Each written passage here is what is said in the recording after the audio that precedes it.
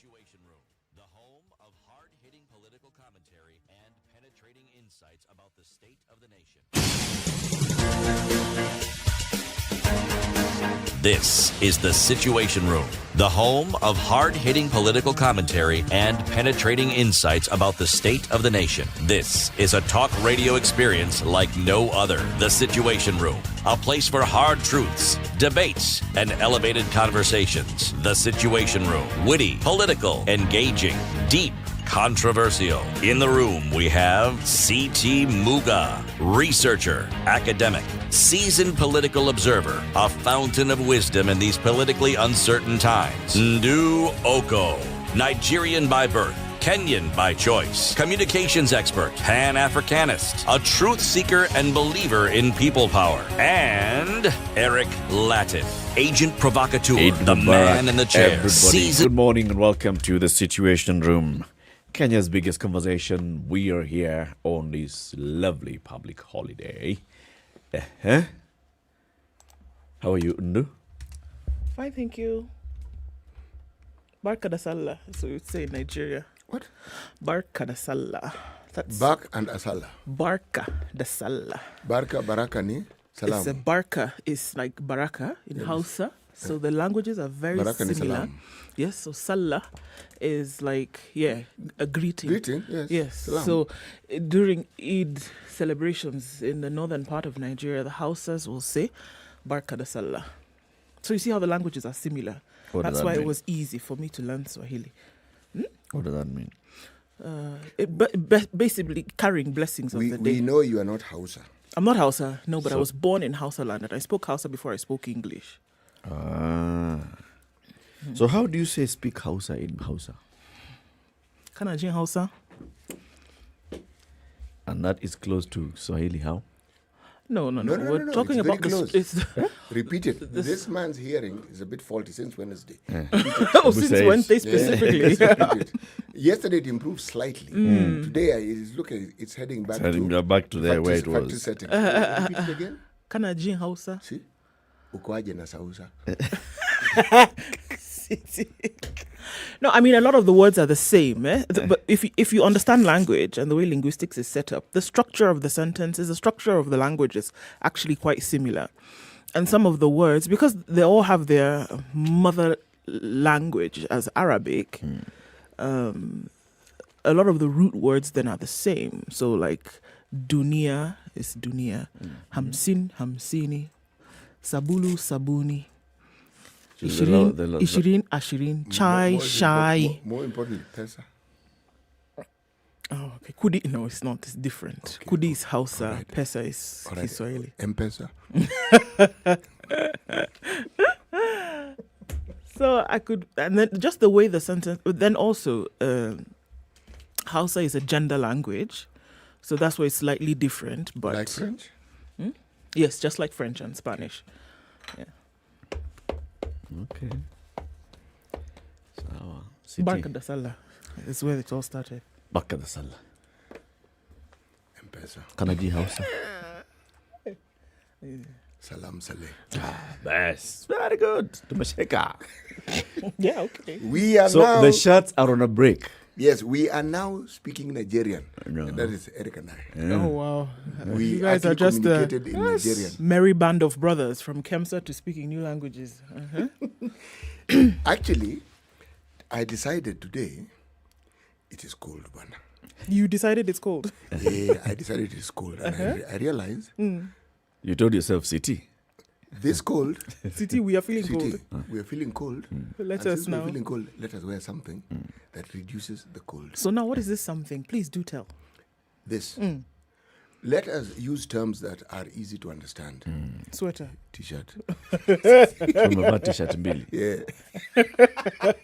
Ya ndani na ya nje. Na ya nje. Ya ndani ni short sleeve, ya nje ni Long sleeve. I have an idea of how you used to dress in your, spanking days. And these days of mine are what exactly now? If He not had spanking. spanking days. Let's go the thought. How did I used to dress exactly? These days are now your distinguished spanking days, City. Eric, let's get you. What are you guys talking about? Who are you spunking? Why does it have to be that when you say something is brand spanking new, does it mean that thing was The spanking man something? understands that's what you meant. exactly what Don't you mind are you. That's what you saying. meant. You're just trying to make me dig it. I thought it's the days when, this man was a teacher. All right. Good save. Good save, Eric. Well done. Welcome to the show. So, BBI bombshell, BBI thunderbolt, all those headlines. That's a big news into the weekend. There will be opinions from here to high heavens and back. And we will be swimming with all of them. So we'll hear what exactly transpired and what then this means on various fronts on the ruling of the High Court yesterday with regards to the BBI. That is what we'll be discussing today, all those things. So as we head towards the later part of the year, where a referendum is expected to happen, was expected to happen, it could still be expected to happen, and then we go into an election next year. What are all those things? What does this mean to you as a Kenyan? When a court comes and says, all right, so all those things that have been happening, null and void. There are people who felt they were null and void. There were people who felt, no, it was not null, it was not void. We'll ask all those questions. COVID-19 in the country. How are we doing so far? Okay, so just before we even get to that, there is a press statement in today's dailies from the Ministry of Health. Okay, and if my fingers will be nimble, here it is. Wameamua tuongeleshe kwa gazeti. Press release. Republic of Kenya, Ministry of Health. Update on COVID-19 vaccine rollout in Kenya. And you'll just allow me to read this. The Ministry of Health would like to thank the people of Kenya for the positive response to the COVID-19 vaccination drive in the country, which commenced in early March 2021. To date, we have cumulatively vaccinated over 930,000 persons with the first dose of the AstraZeneca vaccine. This has accelerated progress towards halting the pandemic within our borders. In line with recommendations of the World Health Organization, the ministry has now revised the duration between receiving the first and second doses of the AstraZeneca vaccine. Research evidence has shown that extending the duration between doses by 4 weeks maximizes the protective effects of the vaccine. Immunogenicity, which is the level of protection, data shows that an antibody response is 2 times higher with an interval of equal or higher than 12 weeks from the first dose.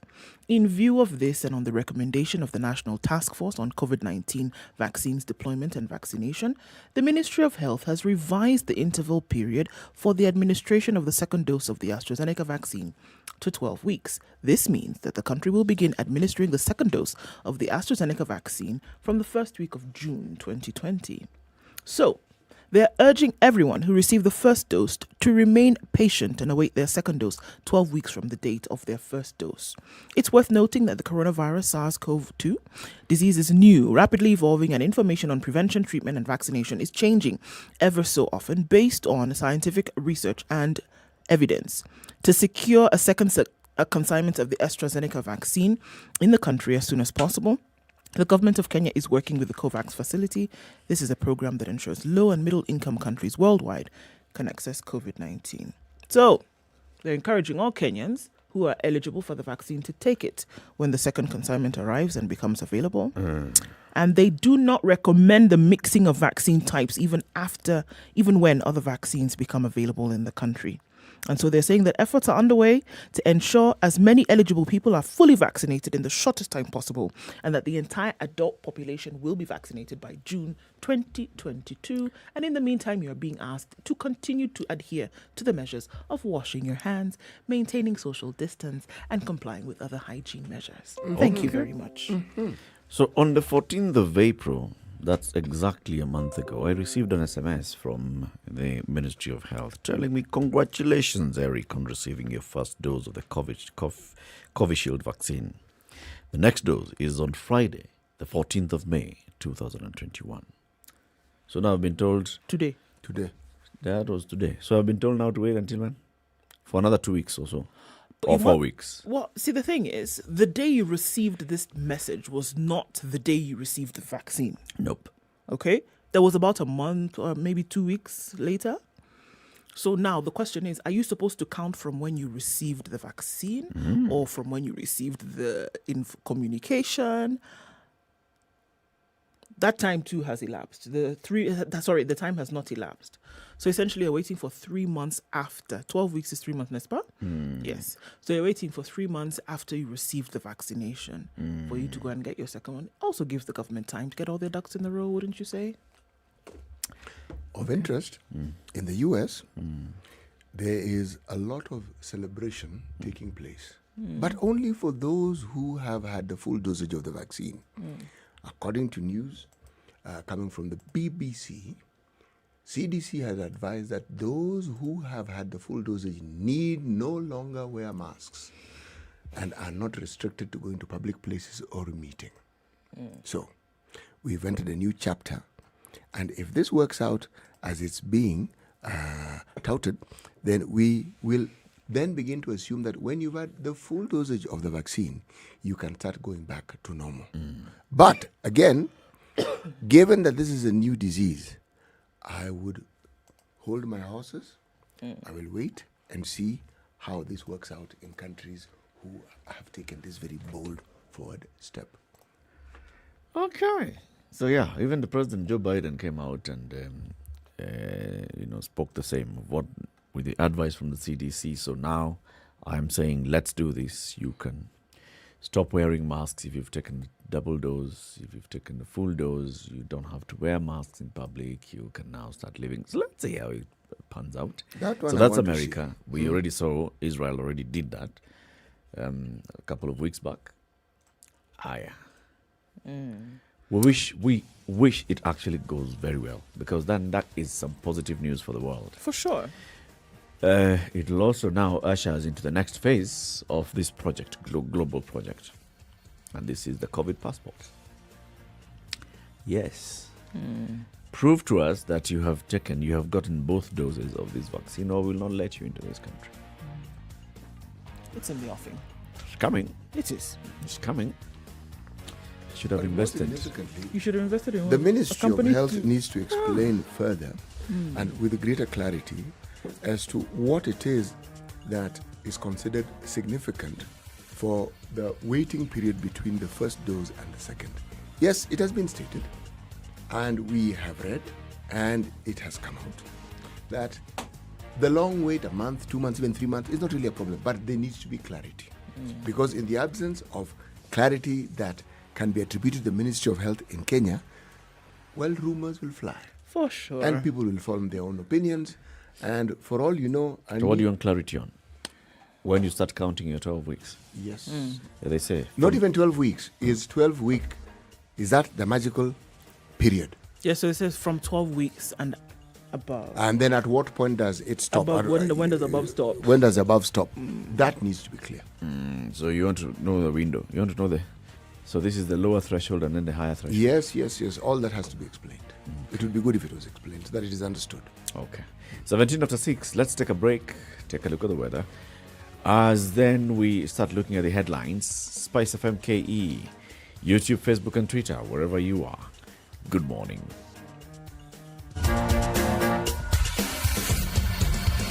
"24/7 around the world, non-stop. This is Spice FM. Mother's Day is coming up, and Naivas Supermarket is here to celebrate it with a Naivas mom. Just like moms, we are resilient, readily available, and always here to serve you. With over 71 fully stocked outlets countrywide and pocket-friendly prices to match all your household shopping needs, we endeavor to make the motherhood journey a little easier. We have Naivas shopping vouchers for a Naivas mom everywhere, as we have been inspired by moms for 30 years. A Naivas mom is a well taken care of mom. Naivas saves you money.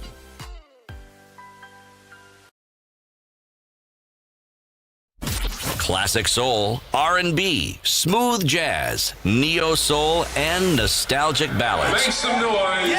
You're listening to Spice FM.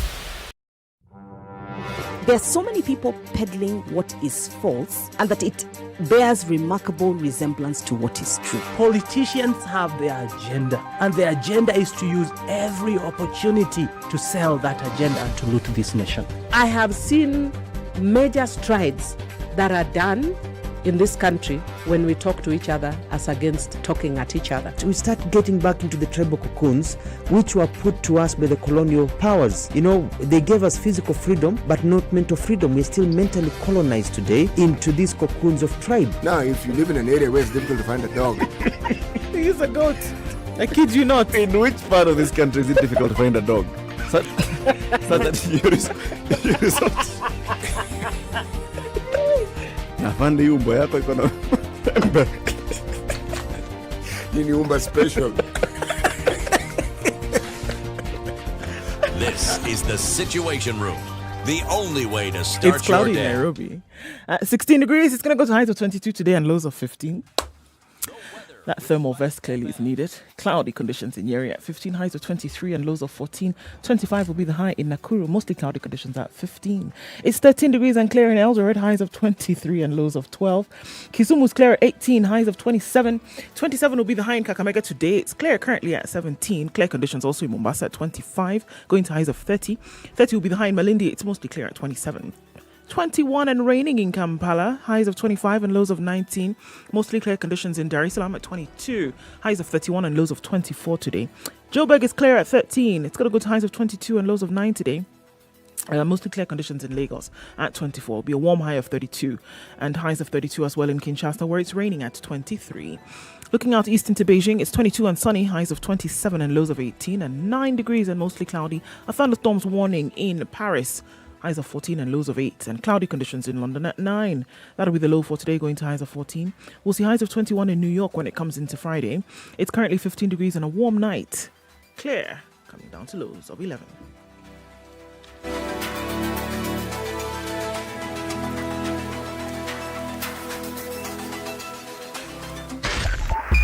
SpiceFM, Nyeri. Mature, intelligent talk every morning. Spice up yourself.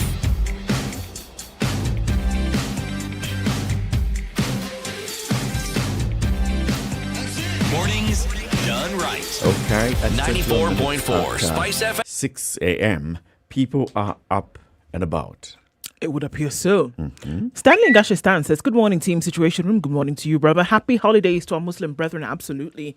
Good morning, Spice Fraternity. Listening in from Kampala. And that's Muhebwa A. Vidal. Thanks for the show, CT, Eric and Ndu. Good morning, Situation Room. Kino is listening. Otieno Jr., good morning. Azieve Francis is listening in from Ghana this morning. Good morning, Chale. Charity Minor. Good morning, Milimani Estate Nakuru tuned in. Morning, my people. Kisumu is listening. That's Vincent Omondi. Still remembers this from Ndru. I will sound you. Yes, so that's how they say I'll sound you. Cyprian Mora. Good morning, amazing people tuning from Nakuru. Waiting for the BBI conversation. All right. Ole Kasasi is where Simon Villas tuned in from this morning. And Dagio Guta is tuning from Kisumu Migosi and says, good morning, my people. My sister Ndu, Eric and Dr. Muga. Great to see you this morning. Good to see you too. Thank you for tuning in this morning. Both Mbogos are tuned in from East and Central. And Robert is in Mombasa. Alex is in Nyeri, tuned in this morning. Jose Jays is tuned in from Nakuru. And Beda Ashley says, Macha is well tuned. Good morning, everybody. And karibuni sana. Okay. Karibuni sana kila mtu. City? Today's proverb. A person with too much ambition cannot sleep in peace. So now, Note, not much. Too much ambition. Sleep, nada. so they're saying don't be too ambitious. I think by all means be ambitious. Just understand you're not going to sleep very well. They say if your dreams and aspirations don't keep you awake, you're not dreaming big enough, Abi. You can be ambitious. You can't have ambition and sleep. So decide which is more important. Balance ambition, balance sleep. Too much ambition, Zero little sleep. Zero ambition, much sleep. Much sleep.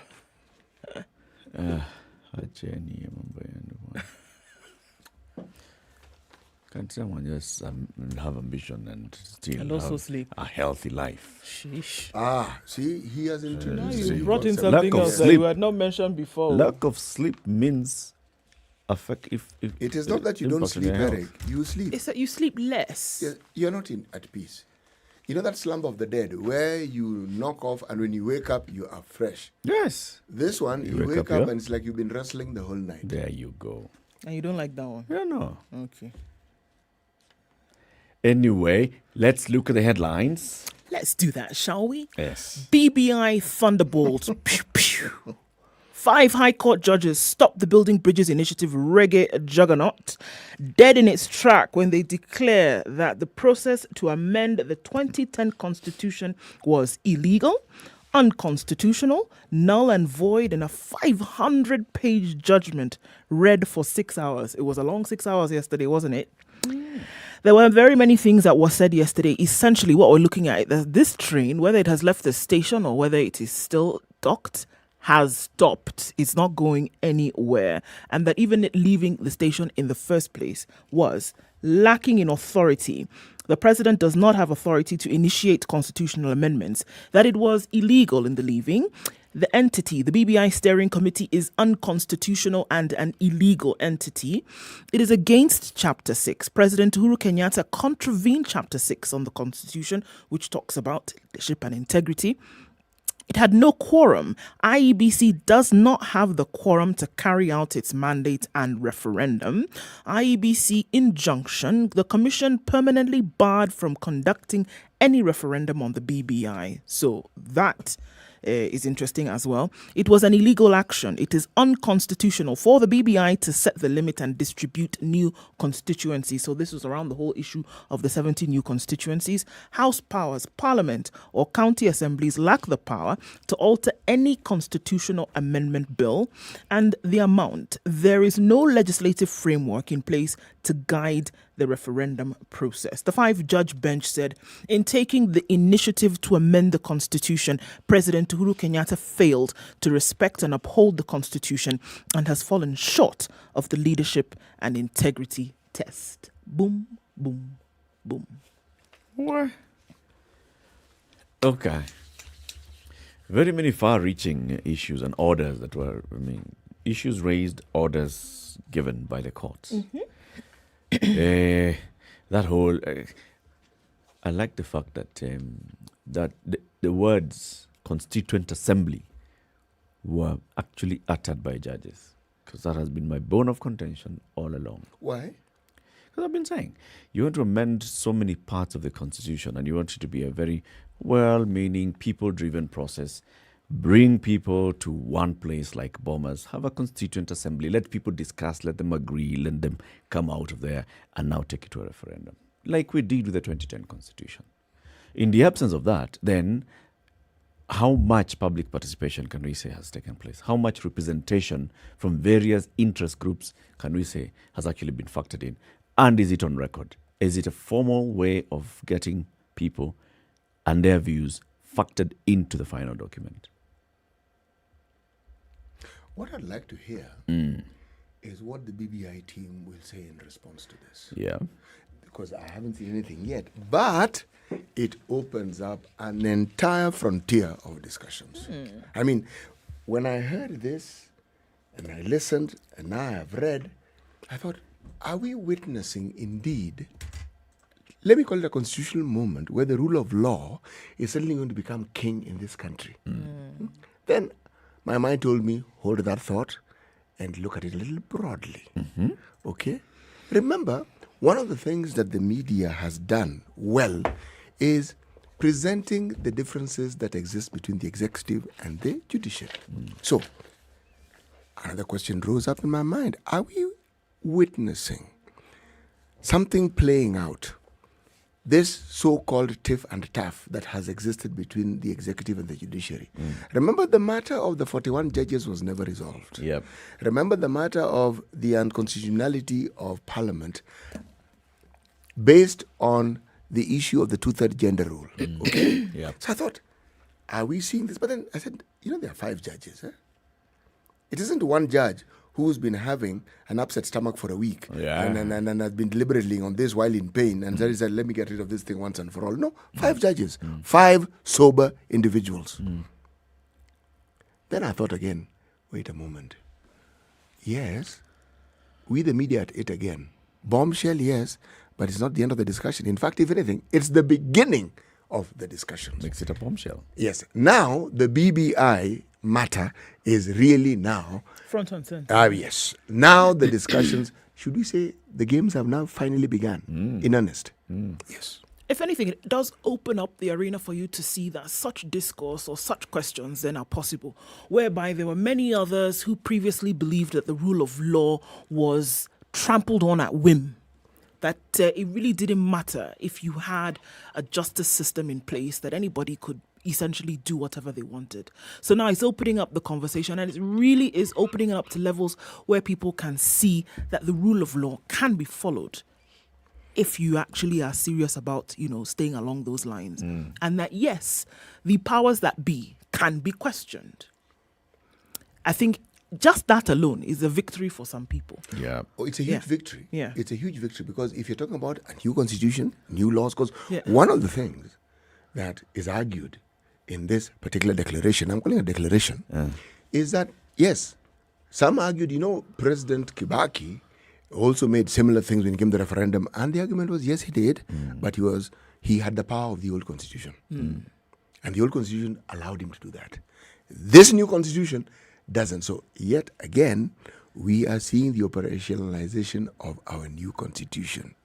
This is it at play. No, we live in interesting times. This is interesting. This is the proper constitution at play. The issue that you raised, are we seeing continuation of that tiff-taff between the judiciary and the executive? Yes. I see it differently. And, there's that likelihood that every decision that then comes from the court will be looked at from that angle of, okay, so is this the judiciary pushing back?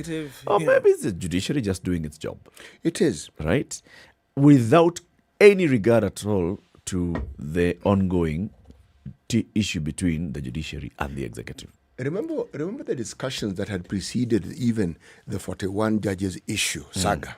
There was the bottleneck in our process and fight against corruption is the judiciary. Yeah. Now, we had views on it, and we kept asking, so where's the bottleneck exactly?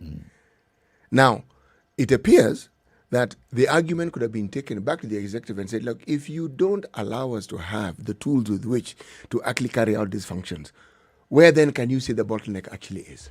So the discussion has simply now gone, should we say, to the next floor. It's the next level. I want to see what's going to happen because this thing is going to go to the Supreme Court. You see it heading there? Oh, this one. Just as I had told you. So they will buy time. By the time it goes to the Supreme Court, time is over. And it's 2022. Yes, there's an election. It's election time. You know something? If you're talking about the executive and you're talking about this process that we in the media have referred to as a juggernaut, it isn't as though they themselves didn't have legal advisors. It isn't as though they themselves had not considered the law. That's why I said, I want to see their comeback on this one. Yes. Sometimes you ask yourself whether they actually had considered the law. I believe they had. Or had considered that had considered a flurry of things, that it would be petitioned, that a judgment in this nature would take place. Let me ask the question. I have nothing but utmost respect for these judges. But they're Kenyans. There's a huge however. They are Kenyans. They live in Kenya. And they are judges of our High Court, esteemed as they are. And most importantly, they're human beings. That having been said, all human beings have biases.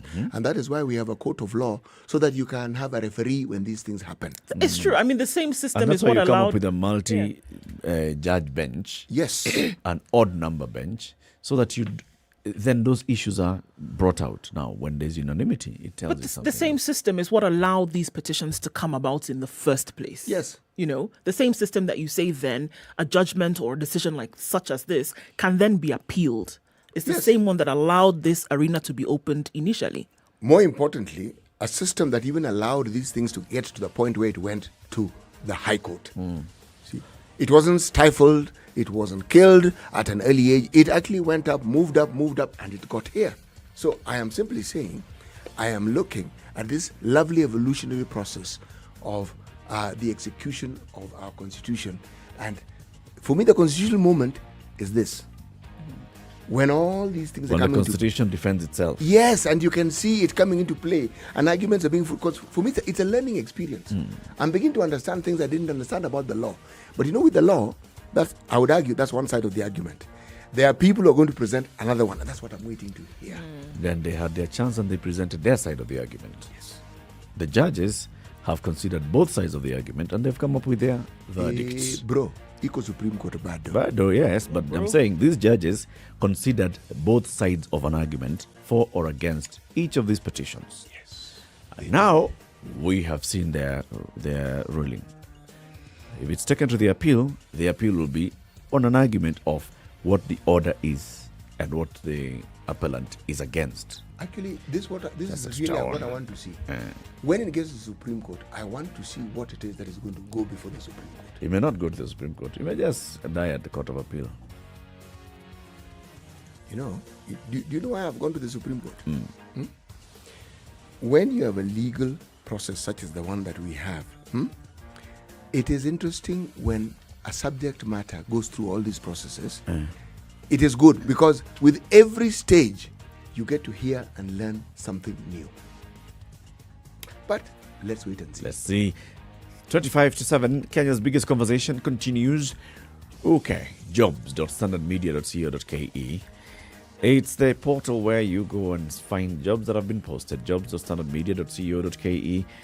Go and subscribe, and you'll be getting job alerts from wherever you are, on your mobile device or on your email. And you'll also get career tips on this particular portal. As long as you are there, you will also see very many jobs that have been advertised by various advertisers. So, jobs.standardmedia.co.ke. Visit it today. Good morning. This is the Situation Room, the only way to start your day. Spice up your life.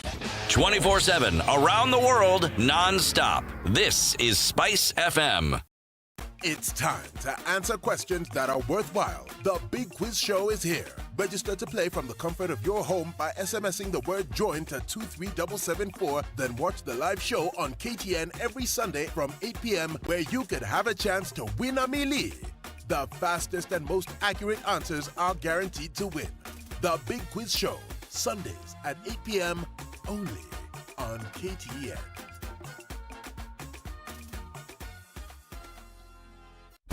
Classic soul, R&B, smooth jazz, neo soul, and nostalgic ballads. Make some noise. Yeah. You're listening to Spice FM. It's Friday, but it's not too crazy. It actually looks pretty good. The problem that we're going to face today is the flooded roads in several parts. We understand that it did rain quite well into the night, and we're looking at sections of Waiyaki, huge sections of Mombasa Road. We're also looking at parts of Jogo Road, and then as you're looking towards Nyayo Stadium, right around Lusaka there to get to the Bunyala Point, there is water on the roads, and you don't know how deep it is. So this is what is going to slow folks down considerably today. That's what to look out for. So please be very careful. It's flowing smoothly on Mombasa Road, though, this morning. It's a holiday, so not many people are out on the roads. We'll have a look at what it looks like as the morning progresses. But for now, it looks pretty good. The thing you need to watch out for is those flooded roads so that you do not get stuck. All right, let's talk. SpiceFMKE on Twitter. You can text on 40127. Let's see if you run into a jam shackle this morning. We'll see how we can get you out. Share that info with us and we'll share it with everybody else. Spice FM, Malindi.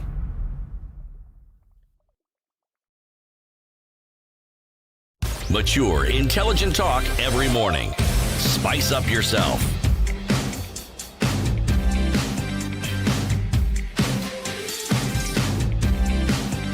Mornings done right. 22-7. So Safaricom released their results yesterday, and my friend, they have made money. 68 billion shillings profit. Shareholders are set for a 56 billion shillings dividend payout after the telecom giant defied the COVID pandemic to hold its annual revenue steady at 250.3 billion shillings. Annual revenue. How does Safaricom get revenue? From the airtime you buy, from the transactions on M-Pesa. Yes, from the data that you purchase. 250 billion shillings in the year. In results announced yesterday, Safaricom recorded a marginal 6.8% drop in net profit. Just a marginal 6.8% drop for the full year, ended March, down from 73.6 billion reported in March last year. This dip, first in a decade, was attributed to COVID. Group CEO Peter Ndegwa announced new partnerships with Google and Facebook, as well as the anticipated entry into the vast Ethiopian market as part of plans that are intended to boost the telco's growth. Now, that is one part of the story. The other part of the story is how that money was actually circulating. There's a service called Fuliza by Safaricom, right? New data released by the telecom giant reveals that customers of Safaricom borrowed 351 billion shillings in the year, which translates to about 1 billion shillings a day. You see that? People are... This is just Fuliza. This is not M-Pesa borrowing with KCB. No. It's not. It's just Fuliza. Fuliza alone. During the period, the number of customers on the Fuliza platform doubled to 1.4 million people in the year to March, from 700,000 last year. This facility earned Safaricom 4.5 billion shillings in profits, which comes from the fees that borrowers pay, 61.3% more compared to the previous year. So people on Fuliza doubled in a year. The amount of money that Safaricom has earned from Fuliza more than double. Well, it went to 61% more. People borrowing 1 billion a day on the platform. Can you imagine how big that is? Of course, it's huge. I mean, is there any bank that makes that sort of money? that's what I was just about to say. Those kind of transactions. Traditional financial institutions are not making that kind of money on transactions. Then maybe goes to say, then how easy have they made it for folks to borrow, whether it's small amounts? Maybe it could be different. Maybe because we are talking about just 1 billion shillings borrowed in a day. If you go to a bank, maybe like Equity, they may tell you, if you look at our loan book, we lend out, if we aggregate it, we lend out much more than that in a day. Or maybe to fewer people.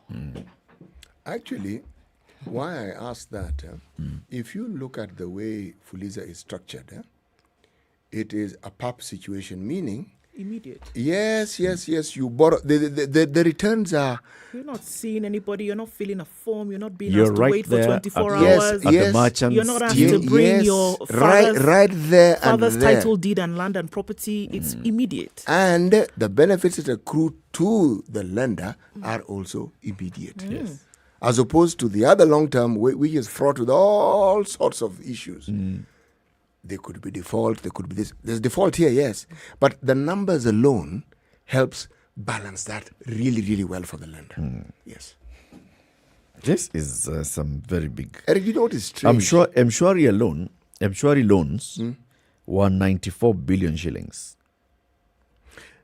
Do you know what is of interest here, Eric? When you read all this, the traditional banking is actually supposed to function in this way. Meaning, it's based on trust. If you look at that platform of Fuliza and M-Shwari, it is based on that. Because it's not, no one asks you for security. They look at your turnover and say, this is what is available for you. Yeah. And then 20 kazi, as they say. So arguably, they are slowly but surely continuing to take over the role of traditional banking. And you know, interesting, because a lot of these folks are return clients. So you find that people are, because they see that the process is so easy, you know what they do is that they return it really quickly, and it gives them an opportunity to borrow again. Not just borrow again, it gives you an opportunity to increase your borrowing. Yeah. So, as I said, traditional banking is being overtaken by this particular system. Pretty fast, eh? Yes, it is. Pretty fast. It is. Big news there from Safaricom. Let's take this quick break and then we look at the other headlines in the papers as we look at more and more. Even within the Safaricom facilities itself, Fuliza is already a threat to the others. Because if you look at how much they lent out on Mshwari loans, 94 billion shillings. On the KCB M-Pesa loan, it's 51 billion shillings. And on Fuliza is 350 billion shillings. What? It's 6:45. Kenya's biggest conversation continues. Good morning. 24/7 around the world, non-stop. This is Spice FM. Hello. Halo, umesikia? Nimesikia nini? Hujasikia habari? Hebu wacha nikuambie. Kile kimetokea. Hello? Hello?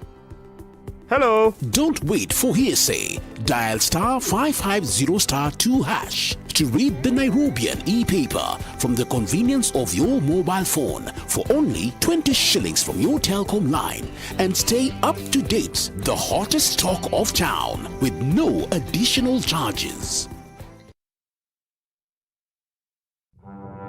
Have you seen them? Am I live? Yes, it's a very nice outfit, I must say. Good Thank job. you. Asante sana. The compliment is well received. Good morning and thank you. Evan Wasingishu was asking me what channel is Spice FM. 96.7. Tell them that, right? Yes, now they know. Thank you. It's a pleasure to be here.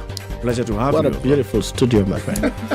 I've been to other radio stations, but I've never seen anything like this. Thank you. And it's very nice to be in a modern studio. Absolutely brilliant. And I have to say, it's a very cool ambiance here in your radio room. Just for our listeners, I think it is below zero in this room here. Very Swiss temperatures. Mature, intelligent talk every morning. Spice up yourself.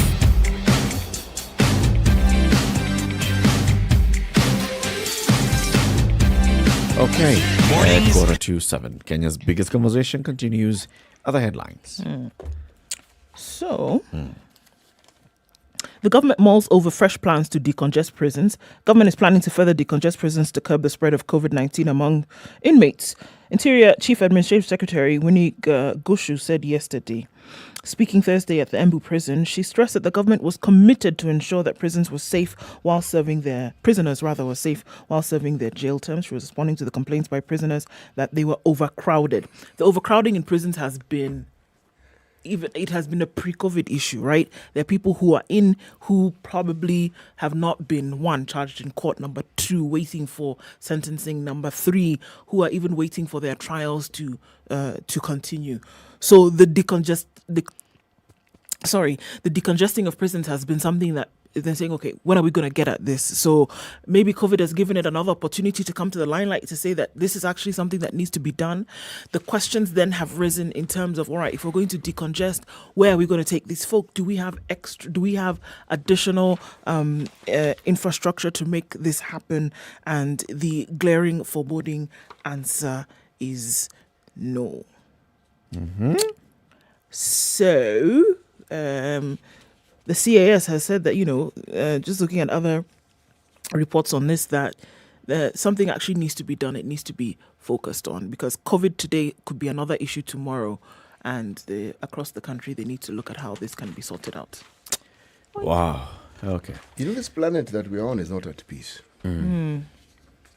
Because I'm looking at this escalating. This is not a tiff. This is an internal strife that is slowly degenerating into an internal war. War, yes, beyond conflict now. It's beyond. What is happening in Palestine and Israel, this is not a conflict. No. I mean, if you look at numbers, we're being told 83 people in Gaza have been reported killed since Monday, including 17 children. Then you look on the other side, you're being told that they have fired 1,600 rockets. 1,600 rockets. That isn't a disagreement. Those are many. Yes. And then the military has been deployed. You are talking about people in Israel having been killed. But again, you're saying one child. I mean, this thing is flaring up. CT, I think it's important to talk about what this latest offensive was brought about as a result of, because we know that the conflict has been there for years. But what was this most recent one that struck this match? Tell us. No, I was hoping that you continue. No. This is why it's called a conversation. No, I'm actually asking. The issue started... It started more or less like just a normal tiff that people would ordinarily have. And what you'd call territorial tiff, okay? And it started in a small town. Why I'm saying it started as a normal tiff, one of the things that is always an issue in Israel, the center that often brings about the most emotions are places of worship. Yeah. Okay? It's either the mosque. Remember, because they're shared grounds. Those things are neighbors. If you've been to Jerusalem, the Wailing Wall, 200 meters away, there's a mosque. Another 300 meters away, these things they're in very close proximity. Remember, the absolute fuss that was created when there was talk about moving the headquarters of Israel to Jerusalem. Remember that discussion? Yeah. So now, it starts off as this slight disagreement. And before you know it, there are protests. You see, they are Arab Israelis, youth throwing missiles, colliding with the police. But at the heart of it, it began with the discussion of the Israeli government wanting Palestinians to move so that some new settlement could be started. Many of the problems that have been in that region have had to do with Israeli settlements. And why it's a problem? Because there are already people living there. They're Palestinians, and who believe that is their land anyway. So it simply just escalated and escalated and escalated. Same issue all the time. It's about settlements. It's about that conflict. The spark usually is on the religious grounds. Yes. Or bulldozers coming to move people so that a new settlement can then begin. Those two. You know, the thing Things is happening. The world is just sitting back and watching. America is saying, we are committed to seeing that there is a resolution to this conflict. This is the Biden administration. The United Nations Security Council, Kenya is a member. Another statement is made. And people are dying. Every day statements are made, people are dying. This is historical in the sense that, like you say, historical and religious. The Palestinians believe historically this land is theirs. Israelis believe that this land was given to them by God. God has said that they will be the ones that will settle there. And so then it plays into the political and government in the present day.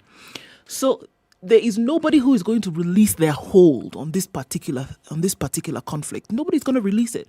So all these things that we talk about here, just kind of pussyfooting around the issue without looking at the real, because when you have governments like the US talking the way they're talking, the United Nations say, okay, well, maybe it's time to come together. It is very clear that every time there's an offensive like this, it is to further cement the point that this is our land. Yes, but then it breeds extremism on both sides. This is the problem. Fundamentals and yes, and then you then have a situation where peace becomes untenable. And yet, remember, we're discussing this conflict. This wasn't there 4 months ago. It simply wasn't there. So my thinking, there are people who thrive in escalating such issues. Because surely these fellows didn't start living next to each other yesterday or the day before yesterday. And the peace that they've had it. So what is it? There are always disagreements. There's always some things, some dissent fermenting somewhere. But it clearly has been contained. Now, you're hearing leaders from both sides making statements about what should be done. They're saying it, but at the same time, you find armed forces coming into the fray. It's no longer just police. Armed forces. You're hearing of planes bombing the Gaza Strip. Now, surely. But the interesting thing is that Israelis and Palestinians along that line have been able to live in harmony without any problems. They have. The people have been able to live harmoniously. They have. How do you have a situation where you're talking about Arab Israelis? Because they live in Israel. It's important. Someone should visit Israel to understand. It's a very tiny country. Yeah. But what is of interest? When you talk of borders, you think of this country. To understand it, don't even take a county. Take Nairobi, metropolis. So, if you were to move into Gaza, let us say here you're in Tel Aviv, okay? you get to just beyond Isinya, you're in another country. Okay? I didn't want my discussion to stop there. I was thinking of the world we are in is actually in turmoil. All right? I'm looking at DRC and they're saying that the war in DRC is over, but sexual violence persists. You are looking at the issue of Somalia and they're saying the foreign minister is saying they've rejected the AU special envoy, ex-Ghana President John Mahama. They're saying, no, this guy has ties to Nairobi. You are looking at Myanmar and man, that's a tender keg. Yeah. And the issues are overlapping and they're flowing now into Thailand. It's like we're all saying, take your pick. And maybe as a layman, I'm looking at this and I'm saying it's unnecessary. But why I bring in the discussion of there are people who seem to thrive off this and they have an agenda that is best served when there's this amount of conflict, is that we've had peace. So why is the peace being broken now, of all times? And during the holy month of Ramadan, the people in Palestine are Muslims. Now, it's not a season or a period where people want to go to war. It's a holy time. So what is it that is igniting all this? Many things, man. Let's see how this one unfolds. Back to the country, and there's a place called Obama Estate on Kangundo Road, okay? There's a senior detective who was implicated in the fatal shooting of a guard at a bar in Nairobi. Now, this man is called Senior Superintendent of Police Simon Mwongela, and there's a pub called Red Square. So Simon Mwongela is said to be a frequent patron of Red Square pub. In fact, sometimes he would go there, enjoy a drink, and then book a room and sleep there. So on this particular day, Mwongela is brought by and comes in the company of a colleague, another police officer who's only identified as Kivuva, and they come in at around 2 a.m. Kivuva comes and says, Mwongela, who looks completely highly intoxicated and inebriated, says, guys, get boss a room. Boss says, I don't want to go to the room. I want to drink. The pub attendants are like, no, we've already closed. We can serve you in the room. We can actually put you up in the room. We've already closed it past curfew hours and all. The man gets agitated and says, I am not going to the room. I need to be served a drink. Removes a gun. Tries to shoot. A bouncer comes and noticing what is happening, and they close the pub. The cop is now outside. Bouncer and the other staff are inside. The gun jammed. While on the outside, he tries firing again. This time it works, but does not come through the wall. Still annoyed, he turns to the night watchman who's out there. He fires. And the people who are on the inside are hearing Afande shouting out there, where is so-and-so? And this is the guard. So they're asking, where is Ndawo? Where is Masai? Where is Ndawo? Where is Masai? They hear the gunshot. They alert now police. They call police. They're like, hey, you guys. Your guy's out here. Your guy is out here. And he's just firing.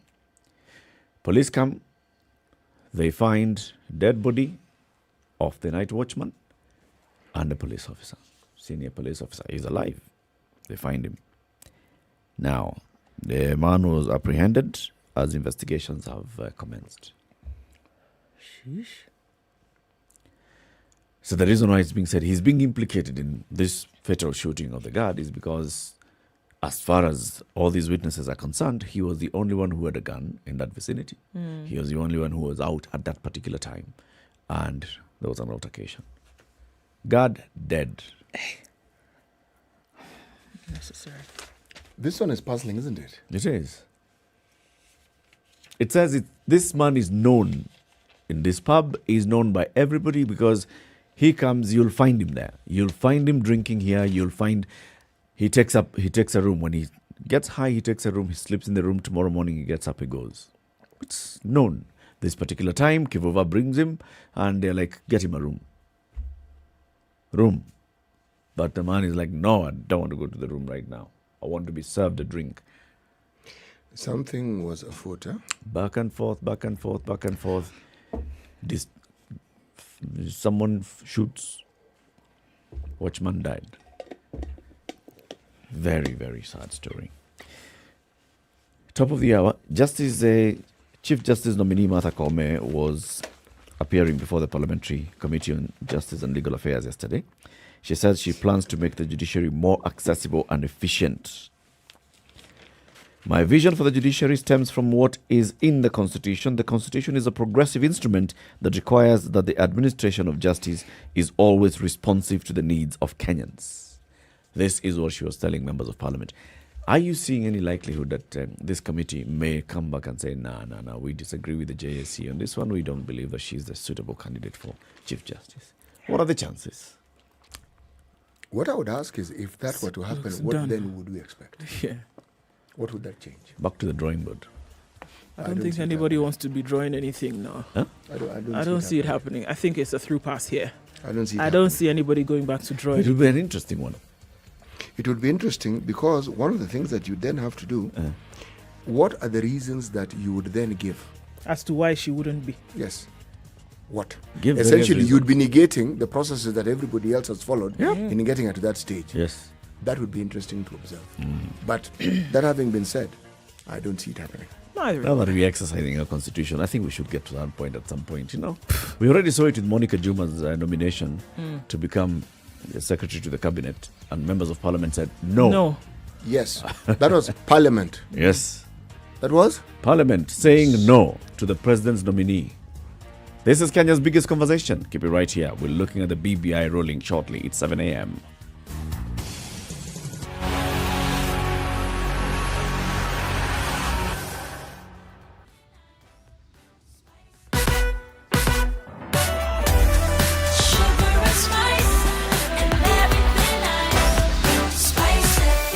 Spice up your life.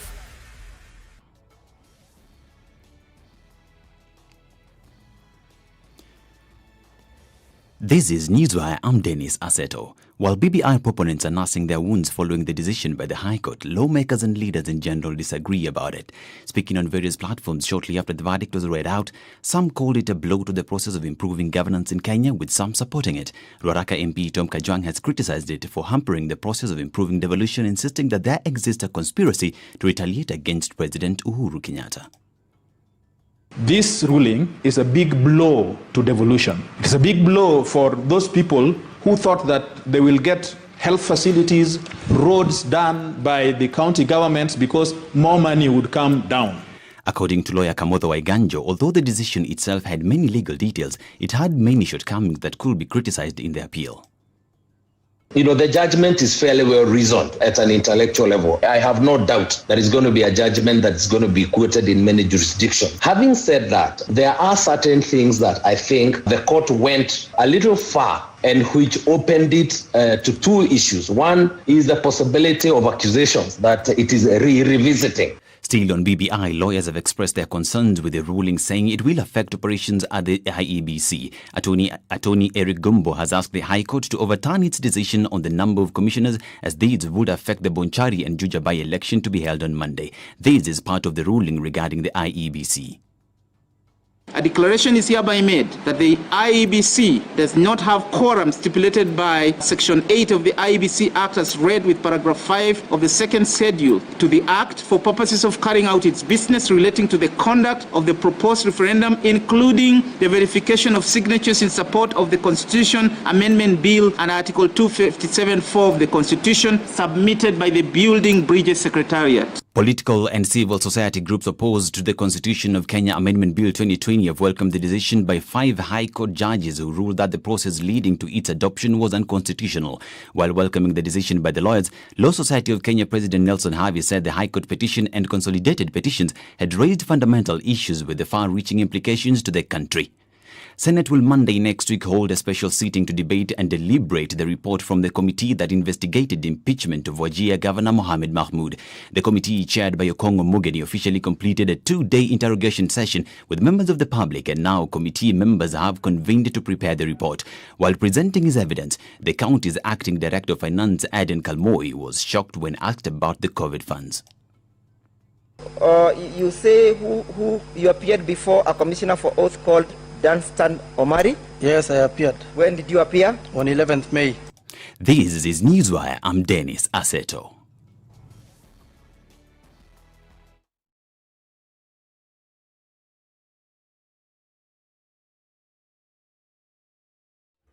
Okay, so I think folks are still suffering from the dregs of last night's traffic. It was quite some.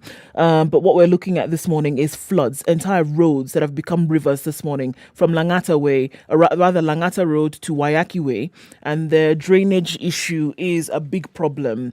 Okay, so we're also looking at Nairobi West, where cars are still floating as of this morning. And the drainage issue is still bringing a lot. So what's going to slow down traffic this morning is the flooded roads, and we still have rain coming down forecasted for into the weekend, guys, so we still have to be extremely careful. Mombasa Road is not piling up in terms of traffic, but you'll see some flooded areas as you get to Maradaima, and then after that right around Capital Centre. So let's watch out for that, shall we? Talk to us on SpiceFM KE on Twitter, text on 40127.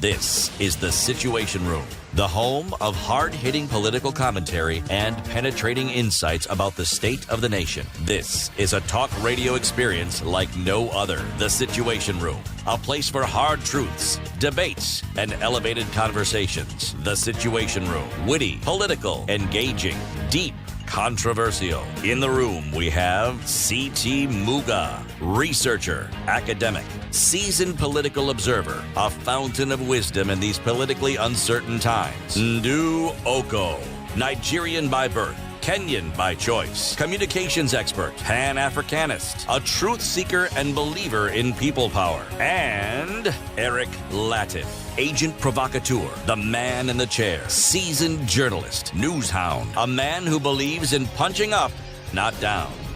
This is the Situation Room, the only way. Barak, everybody, wherever you tuned in, around the country, outside the country, around the globe. We've seen even people in Australia this morning. Karibuni sana to the second hour of the show. Kenya's biggest conversation continues. C.T. Muga, today's proverb. A person with too much ambition cannot sleep in peace. A person with too much ambition cannot sleep in peace. Mm-hmm. So I'm trying to look at then how this would translate. Is it caution that don't have too much ambition, so you sleep in peace? Or is it saying that if you find yourself sleeping peacefully, like a log, then it means that your degree of ambition is questionable? Or that if you have a lot of ambition in terms of things that you want to get done, then be prepared because you will not sleep so much. Consider, if you have ambition, it means you have a lot occupying your mind. And it's taken, the thing that occupies your mind and the thing that you focus on the most is how to get these things done, isn't it? Yes. Yes.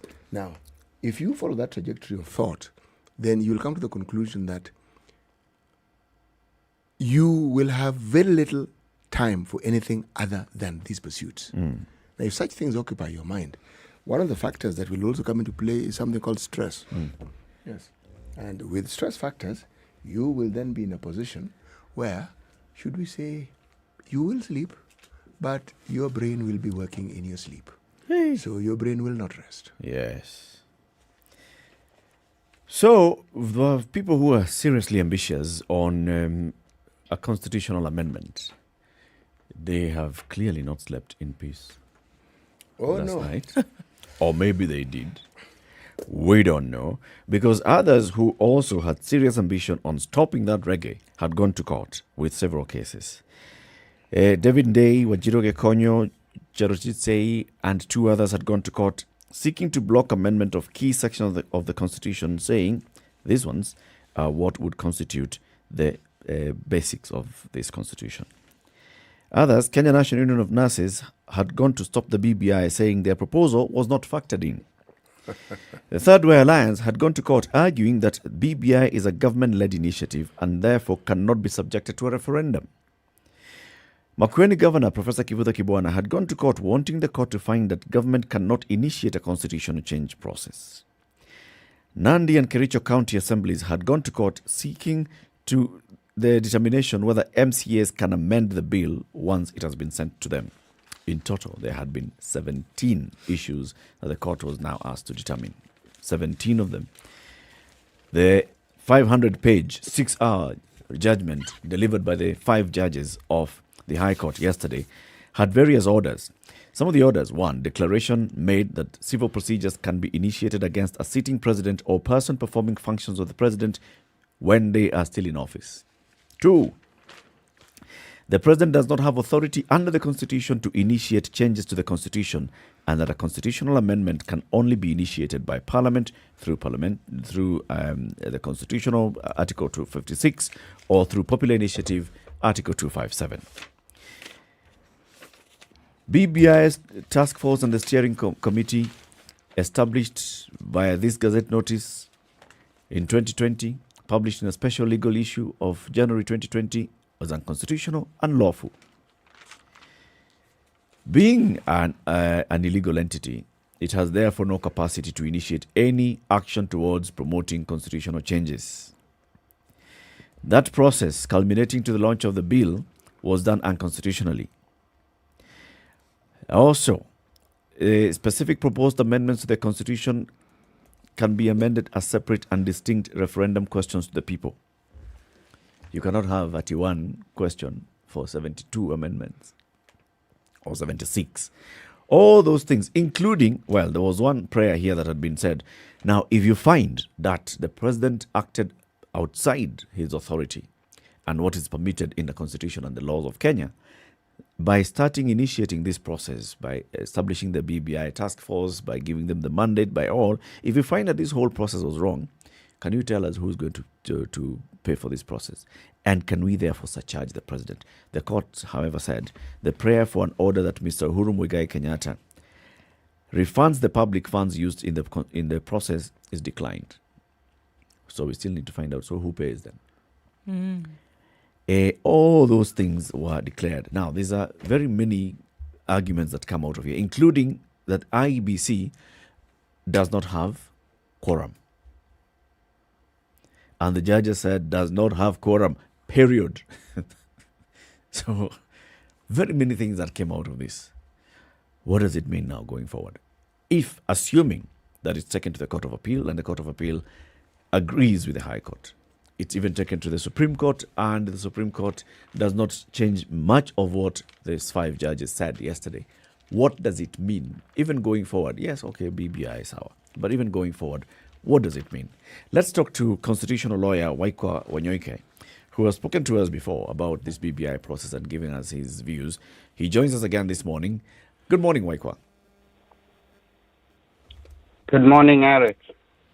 Welcome to the Situation Room, wherever you are in this morning. And even though I don't know whether you're a Muslim or not, but it's Happy Eid. Happy Eid to you and to everyone. Now, Waikwa, the headlines this morning are saying this is a bombshell. This has basically just gone and disrupted the juggernaut and all. What do you make of that ruling yesterday by the 5 judges? I think the judges had fidelity to the Constitution in their mind. And, judges take an oath to protect and uphold the Constitution.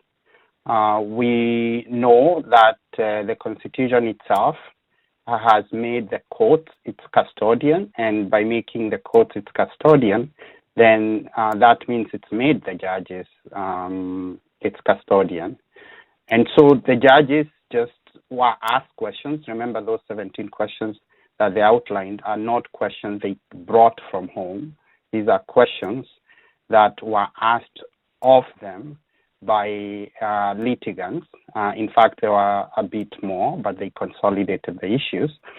And then all they needed to do is to look at the Constitution, to look at the law, and answer the questions as honestly as they could. And that is what they did. And in fact, even though people call this a bombshell, it's not, because all this was predictable. Even a very less seasoned lawyer if they had been presented with these issues earlier, they would have been able to say, you can't do this thing because they don't seem to be supported by the law. Obviously, the judges did a lot in terms of showing the justification through their research on why this was illegal and unconstitutional.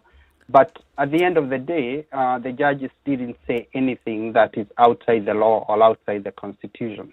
They just did what they are required to do. Okay, Waikwa, it seems that some of these things, just like you said, legally would be quite basic for somebody to then understand. And so it doesn't seem as though, from what you're saying, that this judgment was outside the scope of the unimaginable, right? So why would it be that going into something like this, somebody who should be seasoned, because I would only assume that the BBI team and committee and task force and everybody had been legally advised, why would they make what would be considered by some to be such a rookie mistake? Thanks, Doko. Just because of at least a few things. One, arrogance, political arrogance. It's very clear this president has operated from a place of political arrogance that is above the law, that he will do whatever he wants to do, and people will just have to follow. He's not been following the court orders, even when he's told. So this is not uncharacteristic of him. And so he operates from a place that he can bully everyone, including bullying the law. And that's what he tried. And obviously he must have assumed that at the end of the day, he can bully the judges. And we've seen that happen. That's one. But the second one is just professional dishonesty. We are in a country where a lot of professionals do not have respect of their professional stature, because professional stature starts from a place of honesty. You have to have a sense of self-esteem that there is something that makes you a professional. When you are a lawyer, there is something that there is a meaning to you being a lawyer. And the starting point is somebody who can understand and appreciate and interpret the law and give the accurate interpretation. We've seen some of these lawyers make comments which are completely outlandish. And that tells you they're not being genuine, because even a first-year law student, just looking at the Constitution and being given the questions that were presented, they would tell you what the right answer is.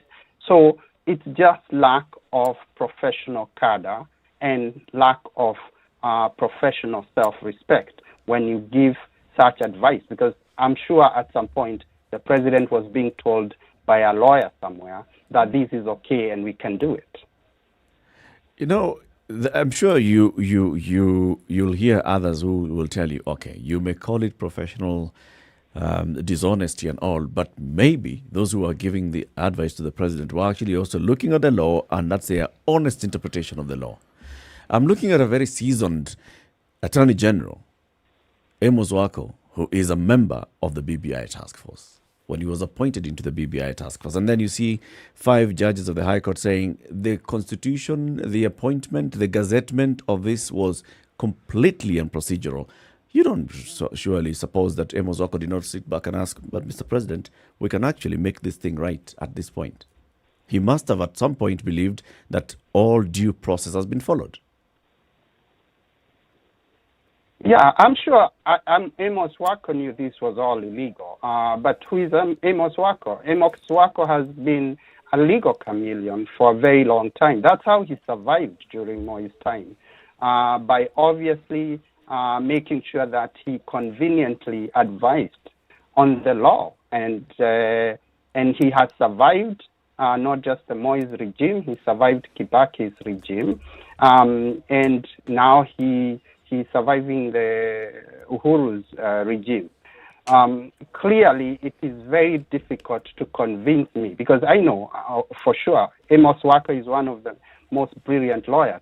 but it's impossible to convince me that the kind of illegalities we've seen during his tenure as Attorney General, during his tenure during Kibaki's government, again, briefly as Attorney General, that he has not been knowing that certain things are illegal and not being candid about it. And obviously, he saw this as a political opportunity, maybe something that helps profile his political career.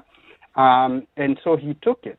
Remember, Amos Wako is the one who took the Bomas draft, went and mutilated it under Kibaki, and came up with a draft that was rejected by Kenyans at the 2005 referendum because of dishonesty. So that's the problem. When I talk about professionals not being candid, not caring too much about the respect as a professional, that's what I mean. And to some extent, Wako represents that. One of the things that as a layman I've always find puzzling, at some level I understand it, but yet I still find it puzzling. You have all these levels of courts. You have a magistrate's court, a chief magistrate's court, then you have a high court, you have a court of appeal. All these stages of, should we say, of the justice system, of the judicial system, seems, in my mind as a layman, represent the understanding that there are issues that need to be decided or need to be relooked at, and the issues of the law needs to perhaps be given a greater in-depth perspective than the ones presented. What am I saying? I'm saying this. Here we have a five-judge bench. Mm-hmm. Which one is it? It always gets you CT. Yes. It's okay. Five judges. There are five Bench is judges the last sitting on a one. bench deciding this thing. Yes. That's the easiest way to get this thing, okay? Now, they have made a ruling. But because there is a court of appeal, there is a likelihood that this matter could go to the court of appeal. Now, this is where it gets interesting. Every time something goes to the court of appeal and you hear a contrary view, the same process that was used in adducing and bringing out these issues that we now render as a bombshell are then also brought forward, and you're thinking, goodness gracious me, the law must be really complicated. Because they will quote statutes, they'll quote articles, they'll quote sections of the law. The very same that the others quoted to start off with. Constitution is the same one, but they will find, some will even tell you, actually, they use the wrong law in looking at this, and they'll bring something else. So, as a layman, where do you stand? Should I stand? Should I just sit back and continue reading and watching this thing unfold? Or should I understand that when there are five judges sitting down to determine an issue, that their ruling ought to be taken as sacrosanct? Or should I understand that given what the law and the Constitution is, the robust nature of it, this sort of debate is always an ongoing process? CT, the first thing to begin with is that judges at the Court of Appeal and the Supreme Court are not necessarily better jurists than the five judges that we saw. Remember, the five judges that decided this case all qualify legally to be judges of the Supreme Court, not just the Court of Appeal. In fact, two of them are waiting or have been waiting to go to the Court of Appeal. So it's important for Kenyans to know that just because there might be divergent views by judges when this matter goes to Court of Appeal or the Supreme Court, it's not necessarily because those judges in upper courts are necessarily better jurists. In fact, I have to say this. The bench you saw deliver this judgment constitutes some of our finest judges, not just in Kenya, anywhere. And in my practice, I don't just practice law in Kenya, I practice law elsewhere. So I know. And these are some of the judges, best judges anywhere. The second point. In a way, unfortunately, Court of Appeal has been one of our weakest link when it comes to constitutional jurisprudence, both in terms of articulation, but also in terms of showing courage. And we have quite a number of incidents we can refer to. And we hope that when this matter goes to the Court of Appeal, because everybody knows it's going to go to the Court of Appeal, and most likely Supreme Court, that the court takes this matter seriously. If you look at the judgment, which now has been supplied, any Kenyan will acknowledge that a lot of work went into this. These are judges with extremely good work ethics. These are people who are extremely brainy. These are people who have taken a lot of time. If you had the articulation, they would give about 5 reasons with maybe 5 alternatives. And unfortunately, sometimes we see our higher courts becoming a bit more casual with some of these things. So my second point is that I hope that the Court of Appeal and the Supreme Court takes things as seriously as they should. And the last point is that some of these issues are so basic that even though sometimes courts will engage in what we call legal sophistry, it's hard to engage in legal sophistry in these things or in answering some of these questions and still look like a serious court. Yes, there are some things that are a bit nuanced, and I'm sure when this matter goes up, you will see some divergent views.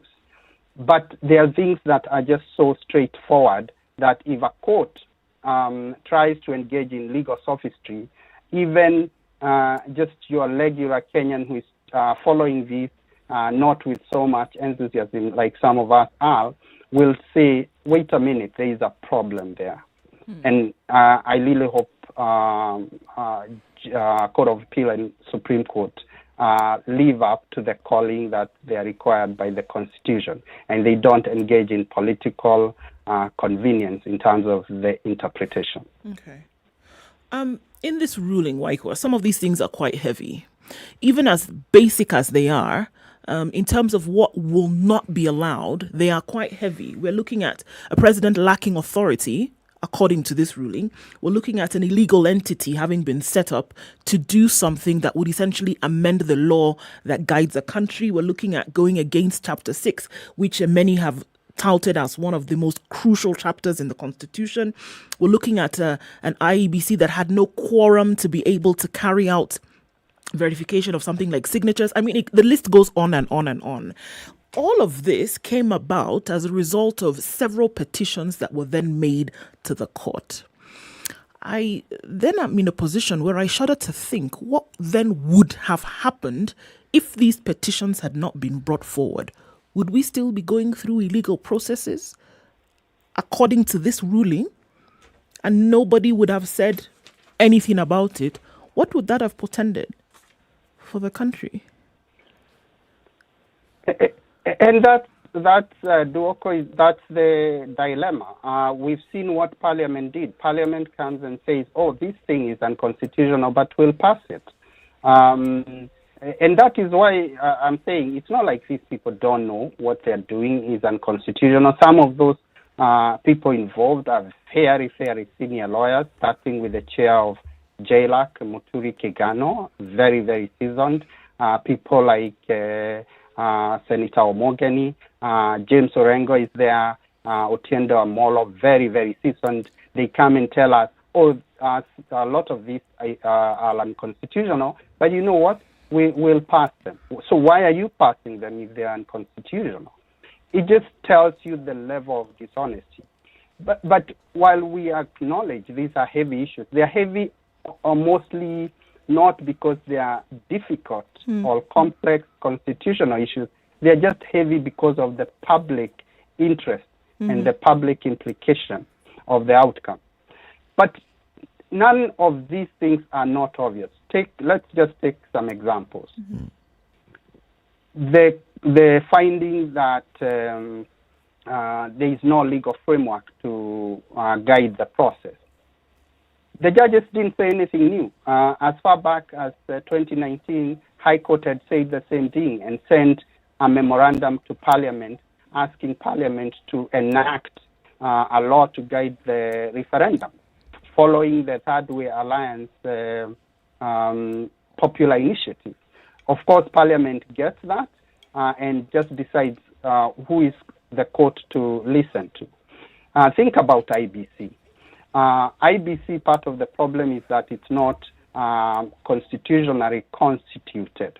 If you go to the IBC Act, it says that whenever there is a vacancy in the commission or in a commissioner's office of the IBC, within 7 days of that vacancy, the president will start the process of recruitment. When did the IBC commissioners resign? Is it 2 or 3 years back? What did the president do? Nothing. When did the president start this process? Just like a month ago. So what is not clear that was always illegal? Remember, the issue about IBC quorum had already been determined in 2018. After the 2017 elections, remember Parliament changed the IBC law to try and lower the numbers of members of IBC who could constitute a quorum from 5 to 3. Katiba Institute went to court, and in April 2018, the court overturned those amendments and said, no, you can't do this because it means that a minority of IBC members can actually rule over a majority by being sneaky, because all you need to do is have 3 members convene. They say we have a quorum while 4 members don't even know there is a meeting, and then they pass whatever they need to do.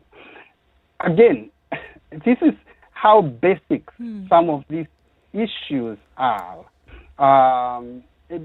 Just a final example, the question about the IBC own regulations that it came up with, which were found to be unconstitutional, actually say that once IBC determines that at least the signatures amount to 1 million that support a popular initiative, it will post that information on its website.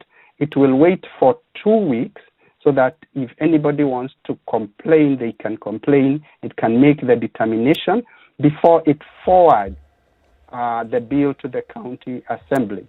Again, what did the IBC do this time? It made the call that we have more than 1 million signatures. I think it was on a Wednesday or a Thursday, and the following Monday, it had sent the bill to county assembly. Like, how basic do you want us to be if you can't just follow even your own laws? And that's what the judges are asking. And this is what Kenyans need to know. Really, judges are just saying, follow the law. You have the law, follow the law. Where you don't have the law and you need the law, Parliament is there to enact the law. Let it do that. This Parliament has had over 10 years to pass a referendum law. It has failed to do that. Let's take a break at this point. Having a conversation with constitutional lawyer Waiko Wanyoike, just trying to understand the orders that were issued by the 5 judges of the High Court yesterday with regards to the BBI after several petitions were presented to them, consolidated petitions bringing together 8 specific petitions that had been taken to court, petitioners that had gone to court. Hey, there's a lot that's coming out. Some of them, like Waiko is saying, very basic, but are they basic to everybody? Are they interpreted the same way by people who are equal to Waiko in terms of understanding of the law? Now, those are very many questions that keep coming up. But let's take a break. We'll continue this conversation. And if you have any question for Waiko Wanyoike on this one, you can go onto our social media handles, SpiceFM KE on YouTube, on Facebook or Twitter or Instagram, and ask them, and we will post them to him. 28 minutes to 8. GenerationNextChallenge.com. That's the website that we want you to go and register your children so that they can participate in these lovely challenges, understanding math, computational skills, looking at how they translate math and connect it to real life. That's GenerationNextChallenge.com. Log on, register your child, let them participate in this Kenya National Challenge. Good morning. 24/7, around the world, non-stop. This is Spice FM.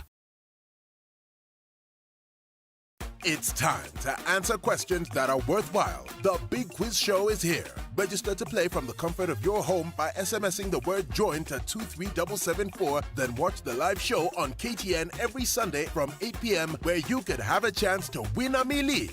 The fastest and most accurate answers are guaranteed to win. The Big Quiz Show, Sundays at 8 p.m. only on KTN.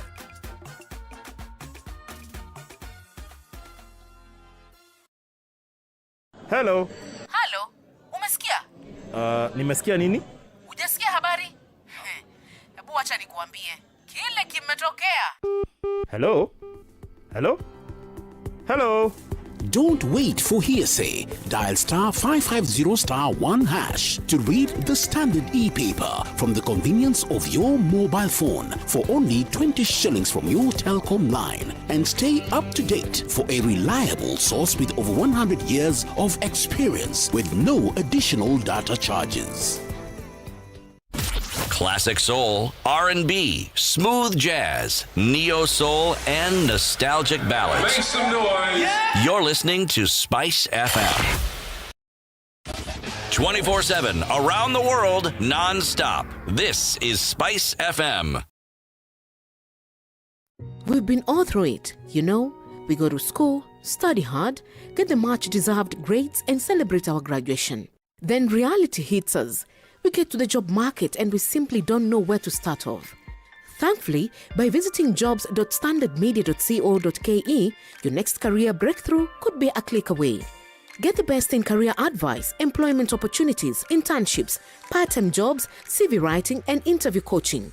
Give your career the much-needed lift on jobs.standardmedia.co.ke.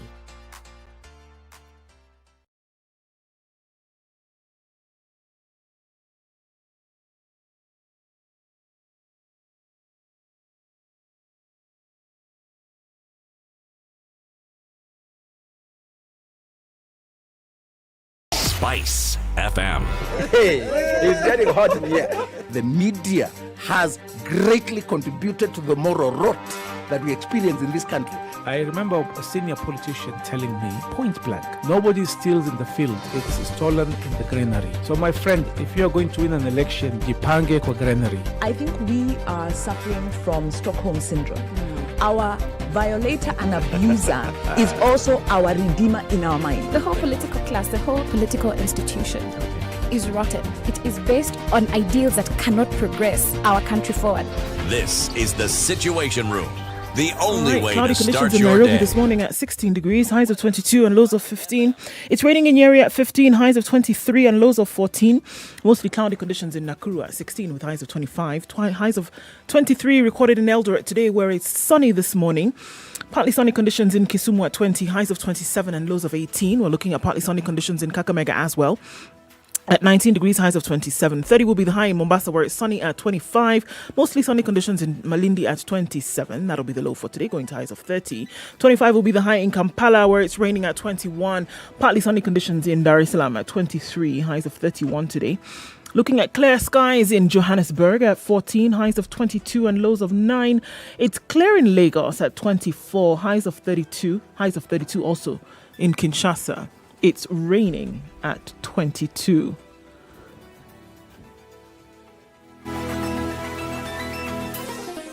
Chilled Spice.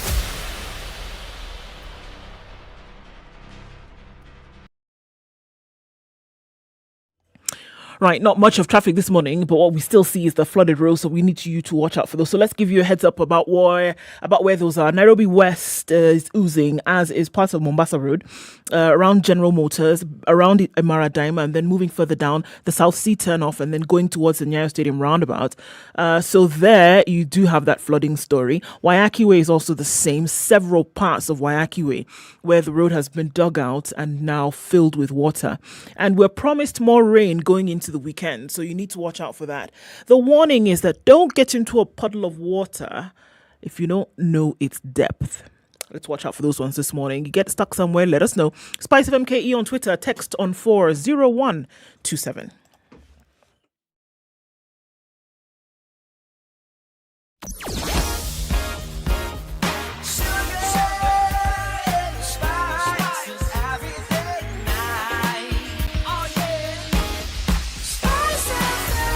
Spice up your life.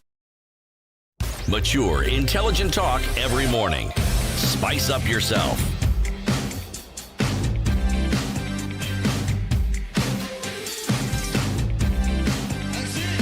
things done right. 94.4 The Situation Spice Room. FM, In the room Nairobi. is Eric Latif Nduoko, CT Muga. Joining us on the line is constitutional lawyer Waikwa Wanyoike. What's the impact of the ruling by the 5 judges of the High Court yesterday on this consolidated BBI petition? Now, Waikwa, when I look at this, and I'm now looking at the courts have basically said, and the Constitution also says, that even if we actually have a properly initiated popular initiative, it goes through the IEBC, there's a referendum law in place, and everything is set. It goes to the county assemblies. County assemblies cannot amend any part of such a bill. It goes to the Houses of Parliament. They cannot open any part of such a bill. Now, what happens if such an initiative actually contains clauses that would be deemed unconstitutional or that go against other parts of the Constitution? So, at what point then does that stop?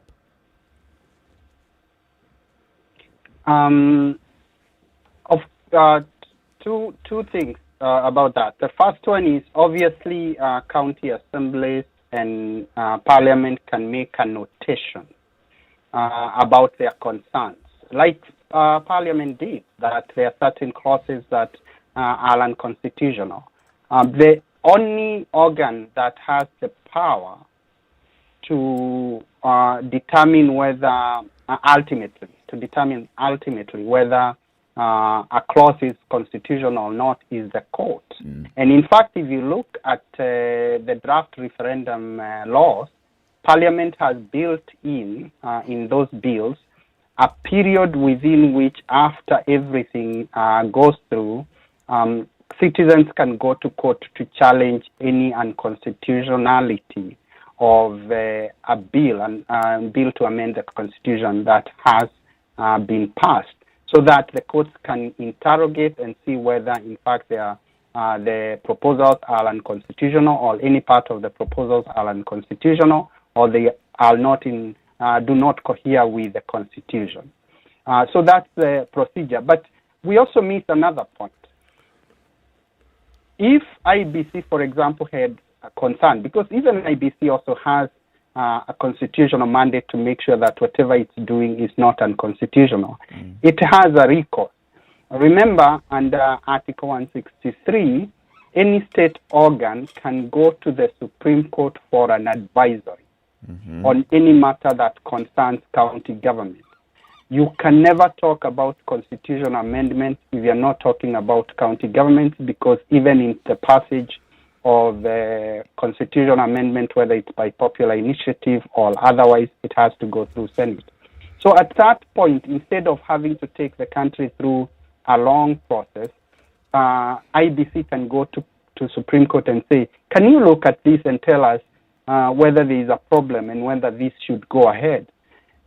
County assemblies can do that. In fact, Kericho and Nadi tried to do that, and in fact, Supreme Court said, yes, you are rightly before us, but we want to give the High Court the chance to determine, and Parliament can do that, instead of just bulldozing things that are outrightly unconstitutional. But in any event, at the end of the line, the High Court can come in and determine whether a law is unconstitutional or not. So the Constitution has created sufficient safeguards. Can I jump in and ask you, Waikwa? So, looking at the IEBC specifically, people like Eric have long said that politicians use the IEBC to be able to, dance to their particular whims.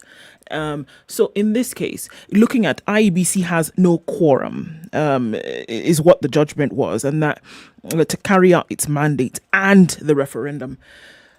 I mean, it sounds like a very basic question, but if you as a commission know that you do not have quorum and that you cannot carry out a referendum, I mean, those things would be very clear to you as a commission. You know this. And then here you are being asked to carry out a particular duty. Why would you not then ask the question, what is being asked of me as a commission, number one? And I know that I don't have the wherewithal constitutionally and legally to carry this out. Why would I then, as a commission, go ahead with a process that was flawed from the onset? Again, this goes back to professionalism. Because, again, Chebukati should have come out, alerted the president. I'm not sure whether he didn't, saying, look, this is what the law says. You should get us, or you should start the process of recruitment of new commissioners, because these are the dangers. Kihara Kariuki, the AG, that is his work. He should have alerted the president to that, and in fact push and say, look, this is what the law says. In other countries, somebody like Kihara Kariuki would have resigned by now, because when the court poses 17 questions, all of which you had said there's nothing wrong with them, and the court returns about 15 of them and says everything about these 15 is wrong, and you are the Attorney General and you've been insisting that everything is right, what does that say about you? So it's again going back to our professionals doing the right thing. Remember, again, even if IBC, we know that the political elite frustrate these commissions. Again, if IBC was frustrated at the political level, itself could go to court and ask, what are we supposed to do? So that actually it passes that obligation to somebody else who has the authority to actually put something on record that you tried to do this, and yet the political class was not cooperative.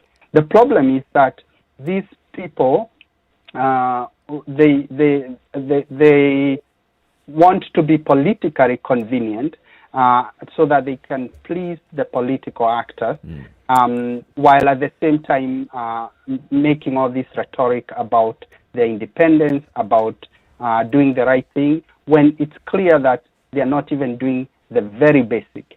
And again, I return to the question, why would IBC, when it said in its own regulations that things will take at least 2 weeks, at least, not within 2 weeks, then it just flouts a very basic thing. What else do you call that? It's called survival, Aikwa. Like you said, looking at personal survival. I've got a question still on the IBC.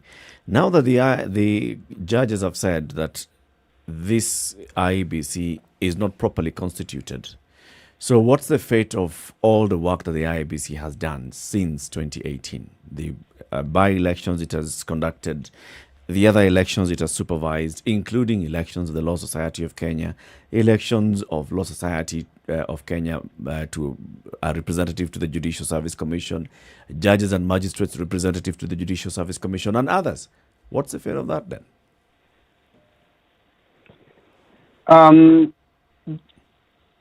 It's important when Kenyans look at the judgment, or when they listen to the judges, they were very, very careful with the way they were using their language. So, for example, they were saying policy decisions of the IBC. Why is that important as opposed to administrative functions of the IBC? It's because their IBC has sort of two parts to it. IBC has the commissioners. The commissioners are the ones who have the power and obligation to deal with policy issues. And then IBC has a secretariat, which is headed by the CEO, which does the administrative work. If you look at the decision that was made a while back about whether IBC could conduct by-elections, the judge in that case said by-elections are just administrative things because really there is not much that commissioners are doing in terms of decision making. It's just putting things in motion. But there are certain things that cannot be done by anyone else other than the commissioners. And so that distinction is important. So it doesn't mean that everything that is being done at IBC at the moment is illegal. And in fact, the orders of the court are very, very specific about BBI bill or a bill that is brought to them through popular initiative. So I think it's important for Kenyans to understand that. And the reason behind this is that the people who are entrusted to safeguard the independence of the commission are not your regular administrative staff at the IEBC, even though they have an obligation. It's the commissioners.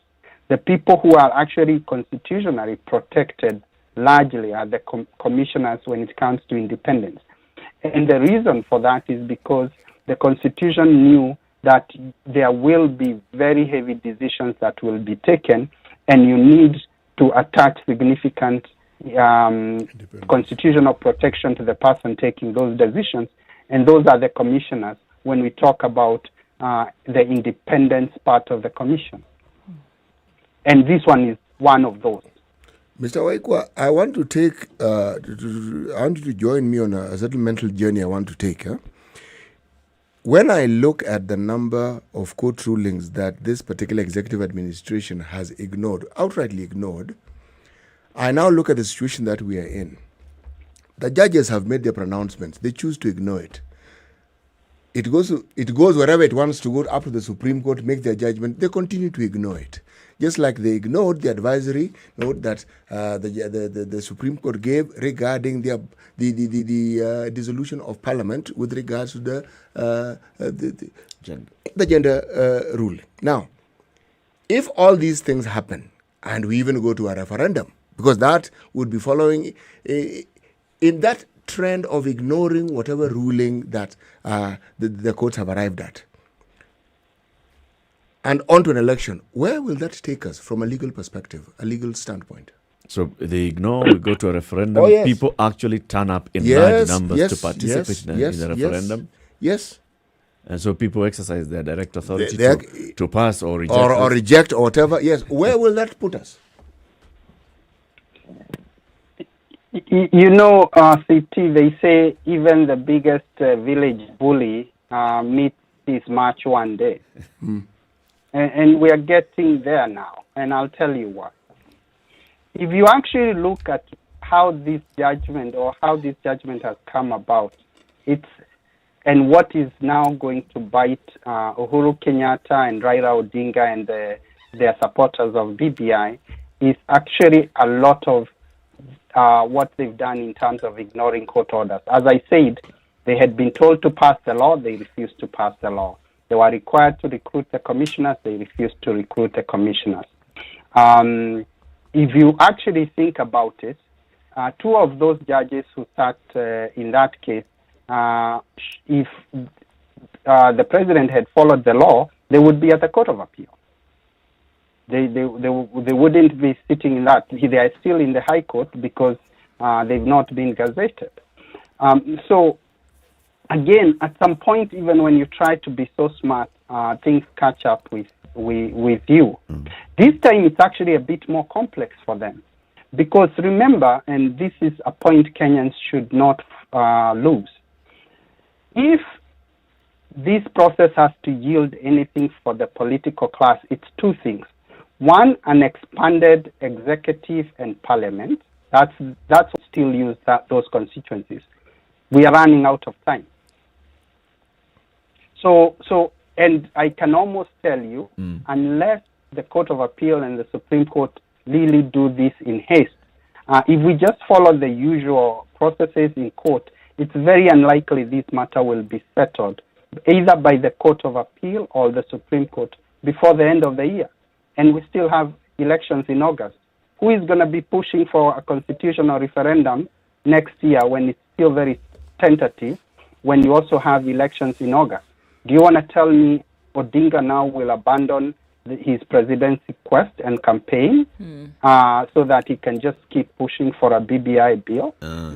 There are those who are saying that, I'm sure you've come across those murmurs and schools of thought that, the election in 2022 can be pushed a bit further to 2023 or something like that. So we go to an election with these reforms having been in place and voted for by Kenyans in a referendum.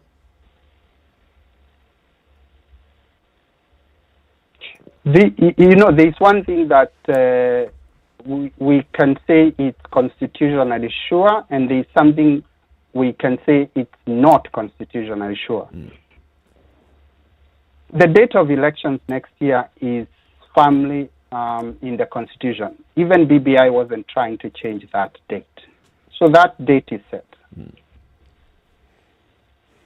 Changing the Constitution until it has happened, until it's been fully cleared by the court if there is litigation, it's not happened.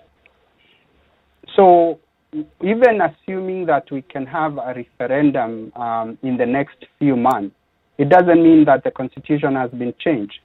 By the way, just because the court decided the matters yesterday, this is not the end of litigation. I'm sure you'll see new litigation being filed at the High Court about, for example, did the processes that Parliament used, were those constitutional?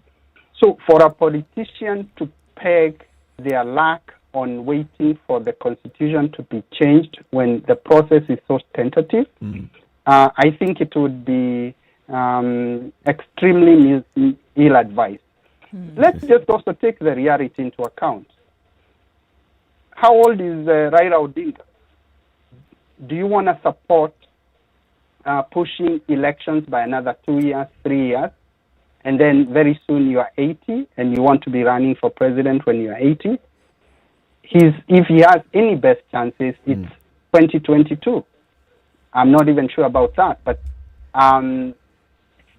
there are just certain things that logically don't add up. They will not add up. Even these people themselves will acknowledge. Actually, Waikwa, you have a point when you're talking about logic, but then please remember you're talking about politicians. And the logic that the logic that politicians apply when making decisions are not the logic that you are applying in very reasonably and in this measured way explaining this situation. Because if they followed that sort of logic, even this discussion would have been, as you lawyers say, moot. Because what would have happened, they would have ensured the right things had been done, and so that we'd just be talking about what are the processes to follow, but they don't think like that. I have a final question for you. There's this declaration number 7. A declaration is hereby made that Mr. Uhuru Muigai Kenyatta has contravened Chapter 6 of the Constitution, specifically Article 73, 1A1, by initiating and promoting a constitutional change process contrary to the provisions of the Constitution on amendment of the Constitution.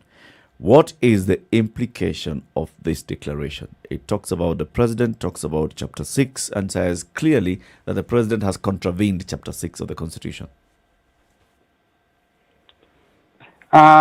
Maybe just one point about CP's comment there before I answer your question, Eric. Politicians are mostly driven by self-serving needs. And the good thing at least about politicians is they know how to change and feel unaccountable when they change their positions. I can almost tell you this, CT, if this matter waits until 2022, maybe late 2022 to get to the Supreme Court, some of the politicians and their lawyers who have been strongly arguing in support of BBI will be arguing the other way. But to Eric, the judges are supposed to look at what has happened and make a decision one way or the other whether they agree with the petitioner who has brought the petition. They looked at what the president had done. They found that he had acted outside the law. And then they went to Article 73. It's very clear in terms of use of public power and bringing disrepute into public office, and made that conclusion. One thing that Kenyans should know is that the responsibility of holding the president accountable for violating Chapter 6 is responsibility of Parliament. It's Parliament which is supposed to do that and determine sanctions. And this is not unique to Kenya. Just to give you an example, in South Africa, the court made similar findings against President Zuma. And actually, the matter ended up in their parliament in terms of consideration whether the president should be impeached. We have provisions about holding president account, and it's not just about impeachment. It's also about overall oversight. So what Kenyans should be demanding is for Parliament to require the president to explain whether or why he outrightly contravened the Constitution. But the judges were required to make that determination because the alternative was they've been asked a question, they are required to respond to a question, their own analysis leads them to one conclusion, but then they end up making a different conclusion. That is what we call legal sophistry, which judges are not supposed to engage in. Waiko, thank you very much for joining us this morning. Waiko Onyoike is a constitutional lawyer. We've been talking about the impact of yesterday's judgment by the 5 judges of the High Court with regards to the BBI process. Have a lovely day, Waiko. We'll be getting in touch with you again soon. Thank you, Eric. Thanks. Okay, so keep it right here. Conversations continuing to the next hour. We open up the conversation to you this morning on this perfect Eid day. So with all these things that are happening on the political front and then looking at 2022, Waikwa says the Constitution is very clear on the date of the next general election. So we'll now start looking towards the date of the next general election and asking you, so what do you want with the next general election? How do you want to pick your leaders? Good morning. It's now 8 a.m.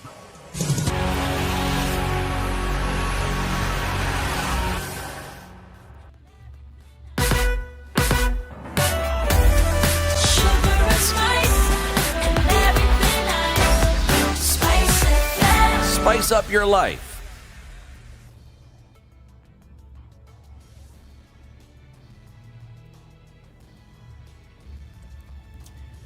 This is Newswire. I'm Dennis Aseto. Chief Qadi Ahmed Mukhtar is leading Eid prayers at Ronald Ngala Primary School grounds in Mombasa. The Muslims who are praying today followed the announcement of the Chief Qadi that the moon did not appear yesterday. Mombasa Governor Hassan Joho advised Muslims not to be divided following the confusion he describes as common.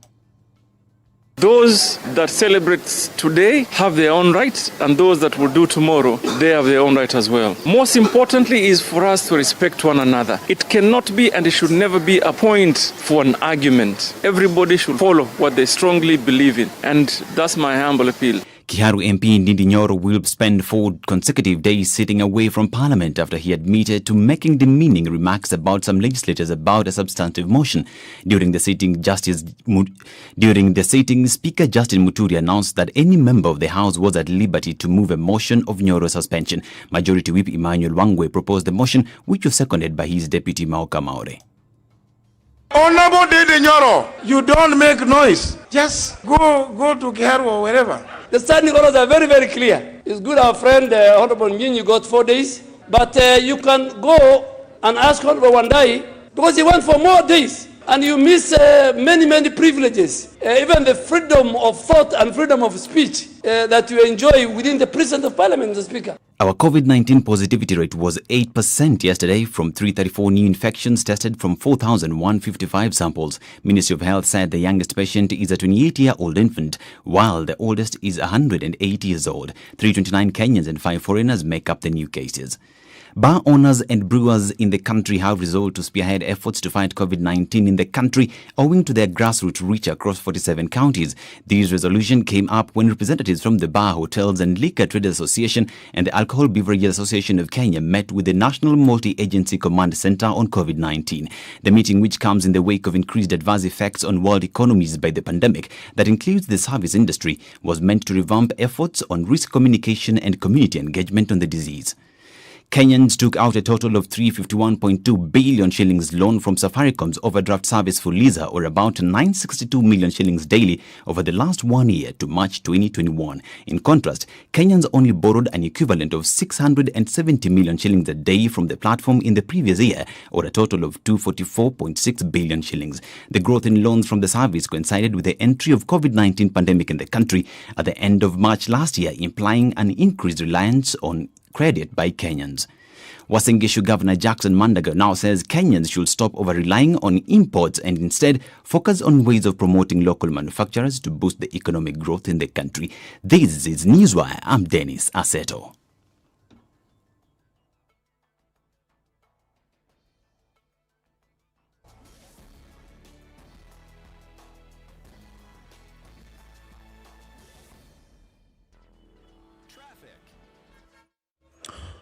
All right, the flooding situation still continues in parts of Nairobi West and Bagavi Way. Water is going down a little bit, but still means that there are quite a number in terms of floods and pools. So please be careful. Traffic is not too crazy today at all, actually. It's flowing very well. So we'll keep an eye on things and hope that it gets better and better. SpiceFM KE is how you can get in touch with us this morning, just in case anything does go out of whack. Text us as well on 40127.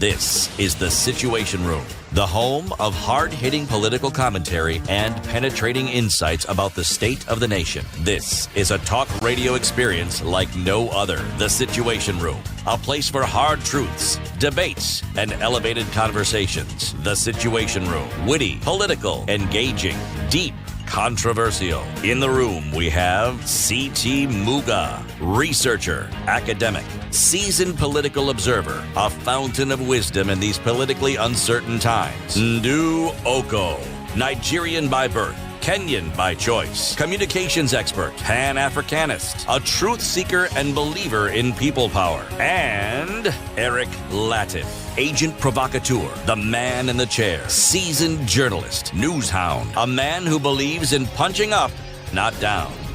This is The Situation Room. It's 5 minutes. The only way to 8. start. CT, today's proverb. Say it one more time, just for good measure. Ndu, thank you. A person with too much ambition cannot sleep in peace. A person with too much ambition cannot sleep in peace. Okay. I would have thought a person with too much hunger is one who wouldn't sleep in peace. But clearly not. Hunger is equals. If a person with ambition cannot sleep in peace, and a person with hunger cannot sleep in peace, can you therefore deduce and say that hunger equals ambition? Logically, you could. Logically, just think about it logically, where the common denominator here is sleep. It's possible. But then you'd have to add other variables. Like I would say, if I am walking, it is not possible for me to actually fall asleep while walking. You'd be surprised. What about those who sleepwalk? There are those who sleep stand. Yes. But sleepwalk, different. So. Are sleepwalkers peaceful? Oh, yes. Okay. When they're asleep. There are things I'm not willing to comment on. You're not willing. No, I'm not going to comment on them. Okay. For the simple reason that I would rather bring an expert here, somebody who understands these things, to explain it to us. Yes. Okay. Next year, August, second Tuesday of August. With everything having been said, our constitution says that we shall go into a general election next year. Second Tuesday of August. What date will that be? Just go into your calendar and check. 2022, August, second Tuesday. What date will it be? I think the 8th or something like that. So, we will be in an election. This is for sure. Now, what happens? Okay, there I'm already in August 2022. Second Tuesday is the 8th. Yes. 2nd August 2022, general election. Elect member of the county assembly. Elect member of parliament. Elect governor and deputy. Elect senator. Elect woman rep and president and deputy. Those 6 on the same day. Now, we talk about all these things all the time about, we're heading into an election, we have an election, the voter this time should think about this and the other. Maybe the voter should find a better way of consideration. Maybe even CT, remember the point that you raised on we should get into a social contract with the people who are seeking our vote and saying, this is what you promised, this is what I want, and therefore let's agree that you shall deliver, and these are the milestones. All those things we say. But when it comes to individuals, because at the end of the day, moving to the ballot is an individual decision, and an individual's vote is counted individually, not as wholesale, as Kenyans would say. So what are the individual decision-making processes that then would lead to electing a good leader? Well, I mean, there's certain things that certain people are looking for. There's certain things that have been sore spots for people over time when they've looked at leadership and governance, things that have not been done, certain attitudes that have basically carried the day. And most times, people make a decision for a leader, not necessarily for what they're looking for, but to get away from the things that have gone wrong in the previous one, right? So anything that the previous leader may have done or previous situation under the leadership of one had presented to them is what essentially they're trying to run away from. And so it inadvertently fuels what it would dictate for the new one. So what are Kenyans looking for is the question. Are you running away from what has been the status quo for so long? Or are you looking for a new, bright, enlightened way of doing things in the country? Are you looking for better infrastructure? Are you looking for one who's going to make the environment conducive for development? Are you looking for one who's going to right the wrongs that corruption and things like that have actually presented to the country? Is it on a community level or is it on an individual level to make the country a little bit more comfortable for everybody to live in? Is that the kind of leader that you're looking forward to? And so we're staring down this tunnel now, and we're going to the point whereby the vote is going to come and you're going to say, finally here I have an opportunity to right everything that has been going wrong. So for me, I don't necessarily think that everybody's looking for brand spanking new. I think that people are looking to be away from or come out of a situation that has presented so much in terms of negativity for them. And then that, of course, could then fuel the decision that they take later on. If it were me, what would I be looking for as you go into a new election? Definitely, you have to have a development and reform agenda. Anybody who is going to take a country from one step to the next has to be able to come in with some serious reforms, and that is across board. Whether it's reform in development, whether it's reform in governance, whether it's reform in the way things are actually done in the public service, to turn things around, to have a status quo attitude that is basically then turned belly up and said, we are not going to continue doing things business as usual. And somebody who is going to actually commit to the care of their citizens. That the people have to be taken into consideration with every decision that is made. It has to be a people-centric governance. It has to be one that is really concerned about how you're going to care for the people. Because if you're doing things that take care of people's needs, it is inevitable that you're actually raising the profile of your country, whether it's economically, whether it's health-wise, whether it's with education. Everything then takes a leg up. Everything takes a step up if you have the people at the center of your governance and your leadership. You can't care about somebody and have their best interest at heart and then do something that is detrimental. It just doesn't work. 1 + 1 is 2 in this case. That if people are the center and their well-being and their livelihoods at the center of what it is that you're doing, these other things will fall into place. If it were I voting, I would vote for the person who gave off those traits. And I think such things is difficult to mimic. If you have it. How would you be able to judge a candidate with those traits? What kind of conversation then would you be having with your candidate when they come, they knock at your door and they say, you know what, I'm seeking your vote to be the MCA or to be woman rep or to be governor? You know, it would be very interesting for me to say this is exactly this is exactly the kind of conversation that it would be. But it's a difficult question, Eric. It's difficult to say that I can curate what that conversation would look like.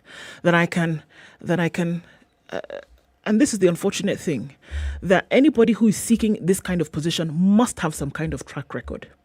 And that your track record, regardless, no matter how small, where were you and what is it that you actually did in a position that you were given, in a position that you took, in a position that you had, what did you do with it? And I think that is the only thing that's going to be able to speak. You can talk until the cows come home. But if you don't have something that actually shows what you've done, it will be very difficult to then be able to convince anybody. I can say anything. I can tell you something now and I can convince you and you would believe me, right? Yeah. And then I can get into a position and I do something different. But if I have something that I've actually done and I will show you and I say, Eric, this is what I have done. Yeah? Mm-hmm. You would be able to look at it and say, actually, well, they were not forced to do the right thing. They chose to do this, and the record speaks for itself. I think that is one of the only things that you can use. And I think if you look very carefully at good leaders that you have had, if you look at their track record, you would see that there's something that they actually did that you can take home.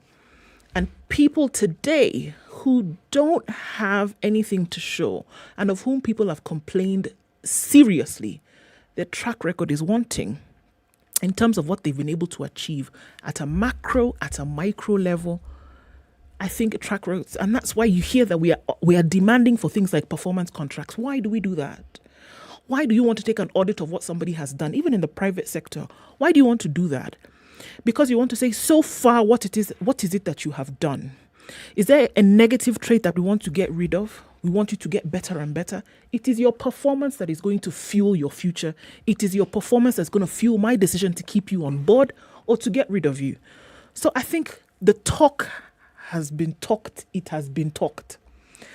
And you will find that somebody might jump out of the woodwork and say that they want to be a leader tomorrow. But what have they done? It doesn't matter where. What have they done? And for me, that's it. I can talk, but what have I done? What is it that you've done? City, what would yours be? You know, we focus very much on the historical perspectives of what a good leader must exhibit. Development conscious, one who brings development, one who ensures, essentially a big man sort of like leadership perspective. And yet, if you look at what the big man leadership brought about, it was change. You have leaders in the pre-colonial, during the colonial eras, leaders who were then perhaps chiefs and elders within communities who pushed people to have education. That education was not an end in itself. It brought about change because it transformed people. And in transforming them, it enabled them to look at life very differently. So what I would consider to be fundamental is you are looking for, and do your right on, performance. But the performance I would look for is not how many schools you've built. No. Not how many taps you have ensured water runs through. No. I would look at the leader who actually goes out of his way and uses every effort they have to ensure that they get their people to understand how they themselves can bring about the sort of change that helps them. How they themselves can actually be the agents of change. How they themselves can ensure that the leadership are held accountable. That's what I would look for. Because this is somebody, the word is empowerment. This would be a leader who doesn't want power to revolve around him or her. Yes. Yeah. No. They are creating a consultative forum. And that, in my opinion, has longevity. Because it's something that can continuously be built upon. Because you're then taking into account the resources that are available within whatever community you belong to. And you're seeking to harness it by enabling people to sort of like come out and say, look, this is what I can do. This is what I would like to do. If you look at what you would call the sort of leaders who have remained, whose influence have remained etched in people's minds, that's what they've done. They have instituted a certain process that has ensured that anytime you think of anything that's good around you, the mind goes back to them. But what they did was help you change. It was a behavior change intervention on their part. Ask yourself historically. Think of even the worst thing that you could ever think of. Let's talk about China, Mao Zedong. What he brought about, vicious as it was. If you're talking about Stalin, Lenin, and the right, vicious, but think of what they brought into being. That outlook. This is the change that we would like to see. We will have issues with the process. Look at those who had feudal states in those ancient times. And those whom we credit with unifying countries, whether it's Garibaldi, whether it's Otto von Bismarck, whether it's Broz Tito, that's what they did. they changed the way people look at lives. And that change is what now brought about the things that we are seeing. The issues of the American Revolution and the need for freedom and the influences it had, the French, all these things, people changed the way they looked at things. Now, if somebody is a local leader and part of their rhetoric does not involve that, and it involves around what they can do and what they can bring, reject that leader immediately. Because that person is telling you things they can't do. I think one thing that also needs to come out here is that leaders are not just your ordinary run-of-the-mill citizens, right? There's something about a leader that stands out. That's why that there are some who can be and that there are some who cannot. Let's just be clear. And this thing about everybody is a leader, yes, okay, it sounds very nice and inspirational, but then there are some people who are chosen, right? There's something that you have that allows you to be in that position that somebody else doesn't. And I think that the natural inclination is that if you are a leader in a particular area, there would, and then now here you are saying that you want to lead significantly, a significant number of people, whether it is at the community level, and then later on, maybe even at the national level. I would be very bold to say that there must be something you actually have done. There is some kind of change you have brought about. There is some kind of thinking that you have influenced. There is some kind of physical, tangible change that somebody can see, some kind of reform, some kind of agenda that you have instituted. There is something that you would have done that people can remember. Look at the leadership styles that we see in our political sphere. What it does, it grows, encourages, and helps flourish the thinking of psychophancy. I mean, independent thought is not really encouraged. Why is so-and-so going against us? And all the person has done is offer an alternate solution. They haven't even disagreed with you. They've just said, I get what you're saying, but there's this. But it is perceived as opposition. And then from that, you just progress negatively until you find this person is an enemy. And when you go back, you ask, but at what point did he become an enemy? I thought what was being presented was the sort of thing you require, as in, can we give this thing perspective? That's all they're saying. Now, until you have leadership that enables you to understand that perspective. What do I mean by perspective? Let me give you an example. You talk to young people and you tell them about how you want to empower them. All right, fine. Good message. Empower. How? What would be the problem that the youth have? It's not you to decide. It's them to tell you. So create a forum in which they can tell you that, folks, our problem is this. Then you say, okay, problem. Can we prioritize them? Okay, you come from this area. In this area, what do you think are the priorities? Just as they talk about it, you see, they themselves will be realizing, you mean we have a voice that can be listened to? You see, that's empowerment. Then you say, okay, how do we solve this problem? We are a group of border riders. There's 30 of us, okay? You've made discussions, we need to build a shed, we need to do that. Shed has been built by a politician. But then there's this issue of health. And you know something? We have to keep doing Harambe said, have you heard of NHIF? You are 30 of you. Is it possible to contribute to a pool, open an account, because you already are organized, you have a secretary, you have a chairman, you have what have you. Do you think you can contribute a certain amount of money every day because you are paid on a daily basis? What am I saying? There are processes you follow to get people to understand. You're in the matatu industry, but you're looking at other people's matatus. Do you really think that it is possible for you as this group that looks after this route, is it possible for you to actually own a matatu? Because after all, you do earn money every day and you organize, you have a chairman, you have a secretary, you have what? Can you own your own matatus? Now, that is empowerment. So instead of just working, you also become a genuine stakeholder in that particular line of business. You then move from simply being somebody who's a worker to somebody who also has a genuine stake in that you're also an owner of a means of production. But if you look at our politics, most of our politics doesn't do that at all. It ensures that you remain essentially in that same position where you're always looking to these people to help a person to look. When people have that sort of thinking, do you think they're going to be demanding 50 bob, 100 bobs? They won't. This thing can be escalated and taken to levels where it is possible for people to actually see, if I follow this path. So this riding a piki-piki is not the end of things, or just being a tout is not the end of things. There are other things we can do. Because these are industries that are viable. They exist. We see them. There's money flowing through them. Leadership takes you from the point you're at to the next level where your life then changes. Now, most, again, of our leaders, if you want to be a leader and you can't even think of employing your mind to provide solutions to issues that arise, then what on earth do you think you're going to do if these people make the mistake of actually electing you?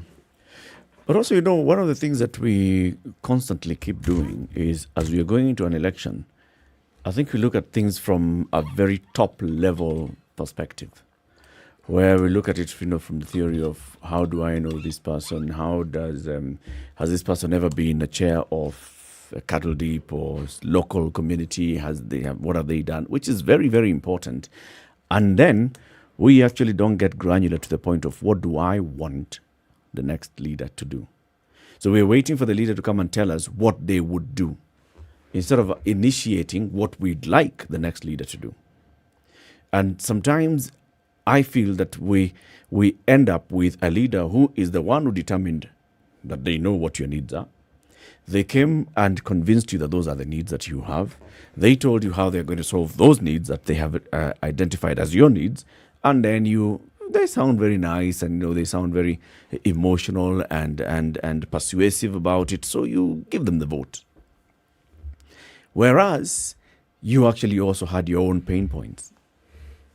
But I think sometimes it's important that we start from the point of the pain point. And that's where I've been. Since 2013, I've told you guys before, in 2013, I and a couple of friends just looking at, okay, there's a new constitution coming up. So how do we get to understand this new constitution? What kind of messaging should be going out there with the constitution? And we thought, let's just look at a county like Nairobi. People in Nairobi will vote for all those 6 people. But if you ask a majority of the people in Nairobi, even those in the high density areas, AE slum, they'll be focusing so much on who will be the president, who will be governor, the person who is the MCA. They're rewarding the person who looks like, they are very well in support and in connection and in touch with their favorite candidate for president. That is the person who's going to get the reward. So this person goes to City Hall, and as long as they're sitting there and they're protecting the interests of their national leader or the governor, that's the job. They have done their job. And we said, no, let's change this kind of conversation. And we said, let's talk about it. And we initiated a campaign called I Run This City. And we were saying, look at your own neighborhood. Stop saying that, mimi nikifika wakati wa uchaguzi nitaenda nyumbani kupiga kura. But you spend 8 out of 12 months in Nairobi. So think about Nairobi, where you live, where your children go to school. What are your needs? Where you live. We went around asking people, so describe for me, for example, where you live. And almost everybody would tell you, start from the highway, come from town. They'll tell you highway, Ngong Road, Mombasa Road, Wayaki Way, Thika Road. And then they'll branch off the Thika Road into another smaller road. And then at some point, they'll get onto a rough road. And then you start going to landmarks. There's a Coca-Cola kiosk. There's a transformer. There's a garbage mound somewhere there. That's what you use. Start now using those ones as the landmarks to direct somebody to your home. And we told them, you see, from the moment you left highway, that is national. You went into this other big road. Then you went to that rough road. That rough road is county. That garbage is county. That kiosk is county. Now, if you have issues because the kiosks are bringing in gangsters who attack us at night, our women cannot leave the bus stage and come home at night because easy kiosk is imeficha wezi, that is county. For as long as you're not thinking about the person you elect as MC and you give them the express instructions of what you'd like to do, to see them do with that rough road, that kiosk, the street lighting, the garbage, you are not serving yourself. And I'm still on that point where my argument is, I start with what are my basic needs? Why do I live where I live? It's determined by the school that my child goes to, right? The distance. What impacts that journey of my child going to school every morning? Traffic, What else are my pain points? Traffic lights in the end at night, or security lights at night. How much I'm paying for security, how much I'm paying for garbage collection, how much I'm paying for water services. Do I buy water? So I have water that comes through the pipe, and then I still have to go to a shop to buy water. This hii ni maji ya kunywa, hii ingine ni ya kuoga. Why do I have all these things? Starting from there, those are my needs. And the MCA is therefore critical. And those are the questions that I'll want to speak with my MCA. Those are the questions that I want to raise with the person who wants to be my woman rep, my MP, my governor, my president. Because at the top level, in terms of education and how you're structuring the education system, president will come in, governor will come in. At the local level, the MCA will determine how my budget of the county level is being utilized. I think a lot of people then have the problem then that comes in is that when you say, it's clear what people are not confused about what their issues are. They know very well what they need. I think for a lot then the issue is, how then am I sure that this individual who is presenting themselves, or those options that are then available of others who might want to come and be in leadership, will actually meet my need? They can come and say anything that they want to me, and they say, yes, we can see the garbage mound, we're going to take care of that. We can see that there are broken water pipes all over the place, we're going to come and make sure that that is sorted out, whether it is with the power of the county or even taking it to a higher level, whatever it is. They can come and tell you anything.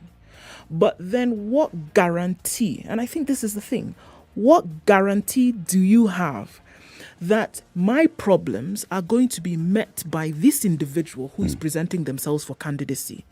How do you know? How do you tie that down? I have an answer to that. Let's take a break. At 8:30, Kenya's biggest conversation continues, and we're asking you this morning, as we head into 2022, the elections will be coming, the politicians will be coming. What is your agenda? What is it that you will be wanting to have a conversation with all the candidates that come seeking your vote? What kind of conversation do you want to see happening at the national level? Do you want it to be constitutional amendment? Do you want to be legal reforms? Or do you want to be specific issues that affect you? What is it that you want to have a conversation as we head towards next year's election? Time for a break on KTN Home, on SpiceFM, and online. We'll be back shortly. Good morning. This is the Situation Room, the only way to start your day. Spice up your life 24/7 around the world, non-stop. This is SpiceFM.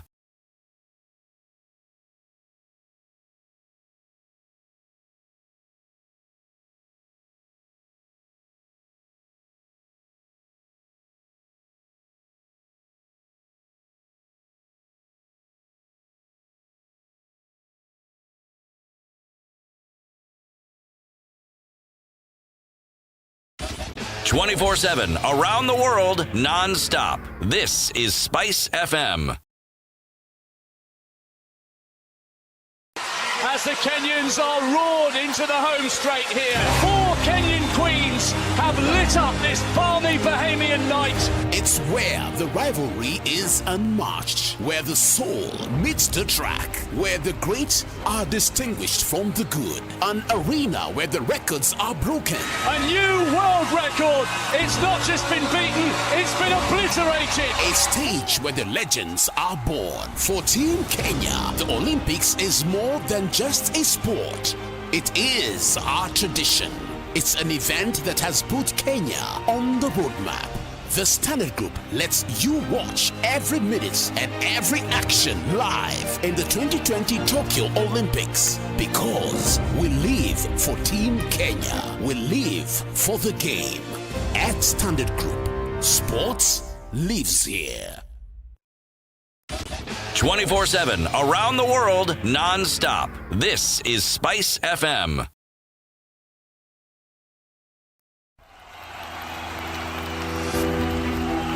Four teams, 12 host cities, 6 groups. all battling for one trophy. The long-awaited Euro 2020 is here at last upon us. The fans might not be within touching distance. Good cross, Giroud attacks it and scores, and France are ahead! But the atmosphere will only get to a fever pitch. From the 11th of June to the 11th of July, catch the tackles, the goals, and all your favorite football stars as the elite European nations go head-to-head. The Standard Group brings you the UEFA Euro 2020 tournament live across our channel. As the official UEFA Euro 2020 free-to-air broadcast partner in Kenya, because we live for the game. And that's why at Standard Group, sports lives here.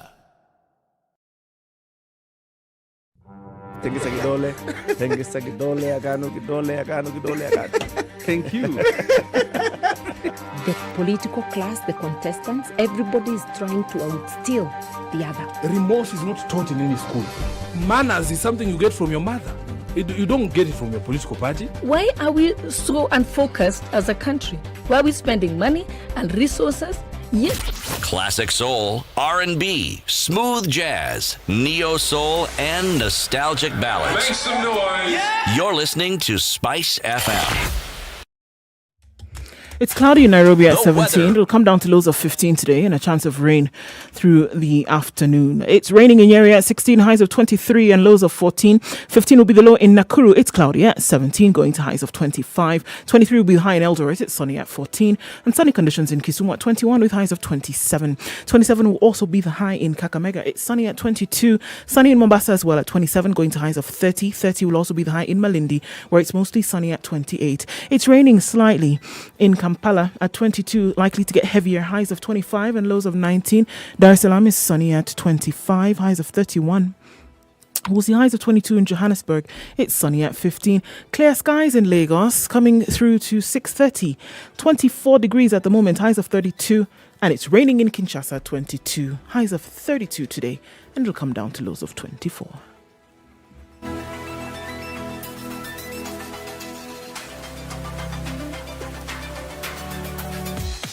Welcome to Spice FM, the best exclusive radio station bringing you the best mix of the best music ever. Okay, somehow there was an accident today at Roy Sambu causing some traffic from Githurai. That's been cleared, but we're still seeing some traffic there, so you want to be careful as you approach the area. Bagavi Way, there is still a flood in certain parts of the road, and it's slowing things down considerably. People are being careful, which is good, so please continue. The Bagavi Link Road, actually, parts of the road have been chipped. So we need to be very careful as you approach there. Okay, guys. For where there are floods, please be careful as you approach. Don't get in if you don't know the depth of things. Life lessons. SpiceFM KE on Twitter. Text on 40127.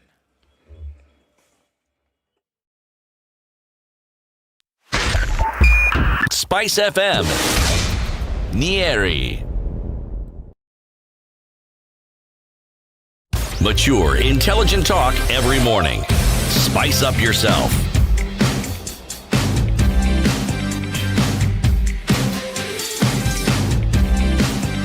Mornings done right.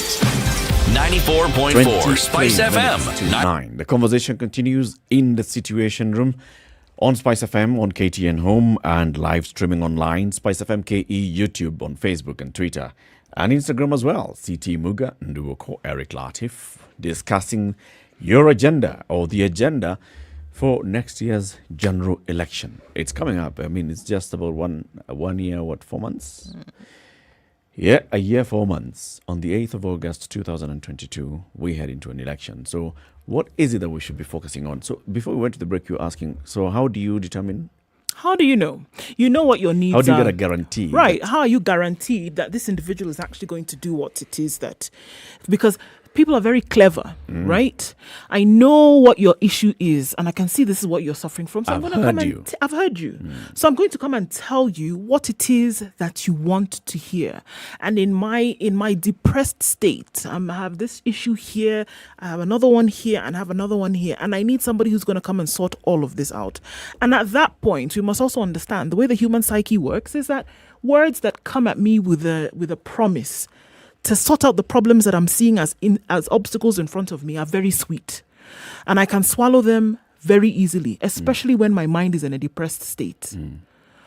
What then do I use as a guarantee that this individual is actually going to come and do everything within their might to sort out my issues because they care about me as an individual? I have a thought, though. If the politician is coming to you and finding that you already have a set agenda, a set and concrete, and you're very clear in your mind what you want, then there's pressure. And the pressure is different from them coming to tell you, tumeona hapa hivi kuna shida hii na hii na hii na hii. Because they'll come and lump everything together and say, vijana wetu wapate nafasi za ajira. That is number one. Akina mama wapate soko. They will come and tell you all those things. But imagine if you are somebody who works in this market, you have specific needs, tunataka choo kwa hii soko. And all the other traders in this particular market have the same need, and they clearly say, tunataka choo kwa hii soko. The person who comes will come and hear tunataka choo kwa hii soko. They'll understand clearly tunataka choo kwa hii soko, and they can see that there's direct need and a direct demand. There's infinitely more pressure on this person to actually deliver the soko, because every time they come, the choo in the soko, then that every time they come, they'll know that is a question we'll be asking. Tulisema tunataka choo kwa hii soko. As opposed to them coming and saying, kama sasa hizi soko zote zikiwe na choo, hii barabara tuweke lami, kuwe na mataa hapa mulika mwizi mingi, and you have not said, this is what we want. I have a feeling that if the conversation starts from my needs and my wants, and I am telling you, this is what I want, this is what I want, this is what I want, and then I'm listening to how you are going to deliver. If I end up giving you the vote, you shall know. This guy gave me the vote, and this is what he wanted. Then I hear you next also. time he sees me, he'll be asking for this. So then I also hear you say that it has to be a collective attitude. It cannot just be you, because we've seen this before, that you would have agreed on something, and you say, okay, this is what we actually want, guys. But then at the same time, there are those who are ready to take a quick handout. You know what? I'm not even going to wait for this agenda to live out its cycle. I want something today. I'm going to get my own today and go. Right? So then what that needs is people collectively agreeing on what we need. So whereby even in as far as you're going and you're making that vote by yourself, your mind also is in a collective state that all of us together have decided this, and this is actually what we need. Because a lot of times it's the stragglers who make different decisions that actually give somebody with a wrong agenda the impetus to think that they can actually do handouts as opposed to fulfilling a particular agenda. It's the stragglers who take the handouts. A collective voice works always. Absolutely. That's why associations are formed. That's why lobby groups are formed. It's to have a collective voice and then say, this, we are speaking with one voice through this particular channel or through this particular organization. Boda have associations, right? So when a leader comes, they know we are speaking to the association of bodas in this particular area. There's some people I'm talking about, people who are working the market, they have groupings, they have associations. They know, people know that if I want to reach out to these people, they have one voice. Voices always work. But then, how do those voices get together into this pool? You'll find that need is usually common. If people in this particular neighborhood have an issue with the road, one person will have the same need as the second person, because all of them, when it rains at night, they spend the entire night stuck, not getting home. So road will become a common issue.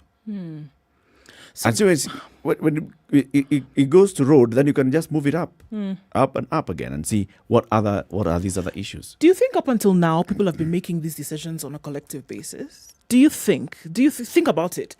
These associations, however we want to look at them, border, because look, they're important. They're the makeup of community and society today. Whether you have people in the informal sector, whether you have people who come together because of profession, students, whatever it is, those exist.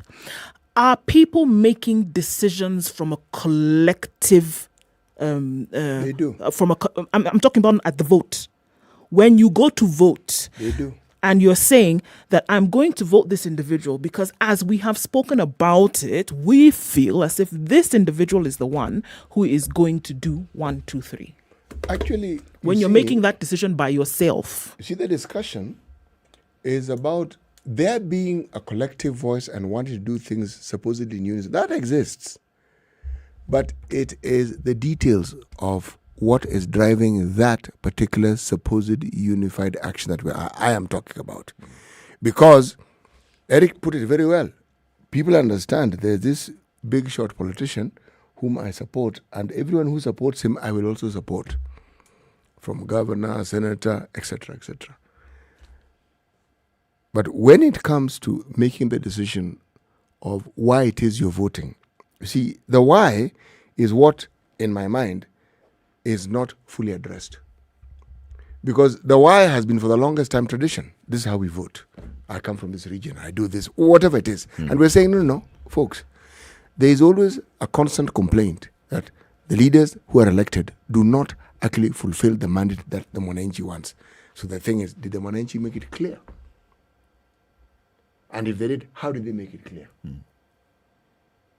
So long as the narrative that of what the Mwananchi wants is actually held and is actually dominated by the would-be leader, would-be politician, then here we are.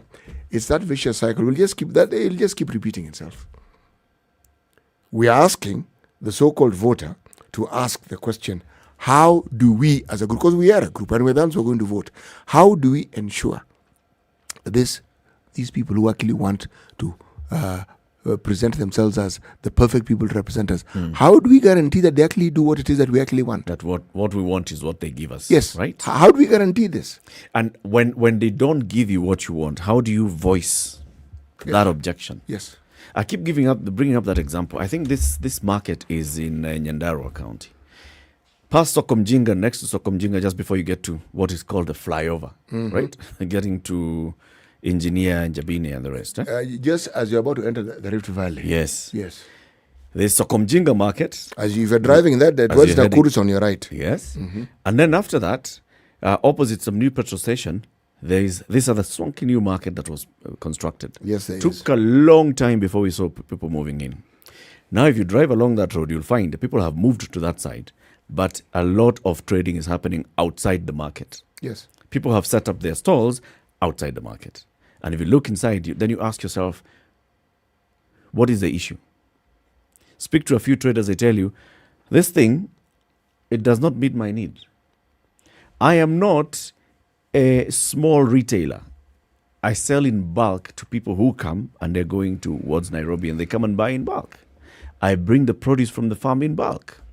So when they sell, they give me a small stall as if I am in some market where people are just coming to buy small items. It doesn't serve me because I require a bigger space. Probably a leader had come to the people of Sokomjinga and they said, come on, you see, we are always constantly in mud. It rains here almost every day. We are constantly in mud, so we want somewhere where it would serve us. This person goes and designs a market and does not address the actual need of the people. And people refuse to move for a long time. But why would they move? Because if you look at that market that you're speaking of, Eric, it's not next to the road literally. It's a little on the inside. Now, for the longest time, the tradition of that market is passerbys. So you have to be in close proximity to the road. It's how it has worked for the longest possible time. As for the mud, what makes you think they consider the mud a problem? It's the working environment. And they are in touch with their customers. And that road has traffic. And so they always have business. Remember the story that is told of useful projects that people come up with. Someone looks at people walking long distances, women predominantly, to fetch water. You feel, no. I think the thing that we need to do is bring this water closer to the women. So you dig your wells, you have your boreholes, whatever it is that you do, and the water is close. And you suddenly find people aren't really using those boreholes. They're not using those wells. And you ask, but you needed water. You forget. The process of fetching water has other social implications, and that distance also has social implications which are useful. It is the one day in whatever time that you go to collect water that you are free to travel, meet friends, chit-chat. If you are younger, meet your buddies. Wow. Now, you suddenly bring the water close. All those social activities that are associated with the distance, you have erased. Who do you think is going to... Who told you they wanted that water close by? Who? You decided. The thinking is good, but who told you? That's what they wanted. So that at various levels, what we are saying is you'll find that people make a decision before they get to the ballot. There's a conversation that has happened. Yes. Right? Communally. People say, so this is how we are voting. You'll find various groups that saying we are supporting Undu for reason A, B, C, or we are supporting CT. The people who are supporting Undu have made a collective decision, and then they go and make individual decisions at the ballot. Now, what are those? What is it that influenced that collective decision by the pro-Undu people? And in terms of priorities, was it priority based on need, or was it priority based on we are supporting Undu because we do not like CT? Because in very many cases in our elections, we vote out leaders. We don't vote in leaders. It's like, this one. And people actually in some elections say, bring a dog, we will vote for it. This one. No. And what is of interest, they even tell the person, you're not seeing this thing again, ever. Now, you wonder. So there must be something that made them really get annoyed with the delivery of that particular leader that they are voting out. And usually they will tell you, one of them is, you never see this person. When you call them, they never pick calls. They will actually explain to you why they are disenfranchised by that particular individual. They will explain it to you. So why not concretize all that and say, so this is what we are not happy with the current leader, and now this is what we want with the next leader. Do you know what is really of interest? And approach the next leader and say, this is what we want. Or do you think it's then implied? You know we are not voting for so-and-so because of blah, blah, blah, blah, blah, blah. Chunga. But for something as sensitive as leadership, it can't be just implied. I think it has to be clear, said very clearly, so that you, for all avoidance of doubt, don't be deceived that we never told you what we wanted. So in the event that we see that we are not satisfied with you, what have we just said? That you vote out people because clearly satisfaction was not guaranteed here. Something you did or didn't do was against the agenda that we had as to when we were voting you in the first place. It didn't happen. So we remove you, right? So I don't think you can imply or assume that this individual has an idea of what you want because there's a garbage dump there and the assumption is, okay, these guys want this garbage dump removed. No, very clearly, this is what we want. And I think that it's about time that citizens have to be very, very involved in that, being very clear and open. It shouldn't be the leader coming to you and saying, this is what I will do, should you give me the position. It now must be, this is what we want you to do when you come. Now, come and tell us how you're going to implement our needs. Period. Then we vet you according to how you presented your case. This politics and this, I promise to tomorrow is too much. The ears are filled. It's too much. Because over time, the promises have been made and you've dashed people's hopes against the rock over and over and over and over again. It has to be that we are saying now, this is what we need. This is what we want. And you know what? Look, if we want to be very honest, right? Kenya today, what people are asking for is not major, compared to what you can actually do. People want. Yesterday, we were talking about an environment conducive. There are farmers who are looking for market, right? So here is the market. All you have to do in here is make it conducive. That's it. There's a road here that's dilapidated. Sort it out. Are there things that you can do to make it easier then, so that I don't have to take my child who is in Mombasa to Kiambu County to go to school? There are options then available for me in this area that I can actually do and exploit and use. Making those demands now to leaders has to be the order of the day. It cannot be this podium thumping kind of thing whereby I'm coming to sensationalize the whole idea and tell you what I'm going to do. No, it's enough. It has to be that people are actually talking about their demands. As granular and as simple as they are, that is what needs to be presented into the ears of would-be leaders in the future. You can then go and use your implementation strategy and policy and whatever you need to do to get it done. With that in mind, that this is what the people are actually expecting me to deliver. This is what the people want. You see, that conversation will then go up. If people want improved healthcare, and people in this village want improved healthcare, the next village want improved healthcare, and then it rises up. So it also informs the person who wants to be president, okay, healthcare is a big issue. So what is it that I want to do at the national level to come up with a policy that addresses universal access to health? And then that then goes all the way down to the person who voted for you at the village level on how you are going to ensure that they have a health facility next to them that is accessible and that is always working. And I think people will be very happy with one thing done. Honestly. Do one thing and let us remember you that you did that one thing, as opposed to come and telling us very many things and you did nothing. Actually, remember, part of political discourse is entertainment.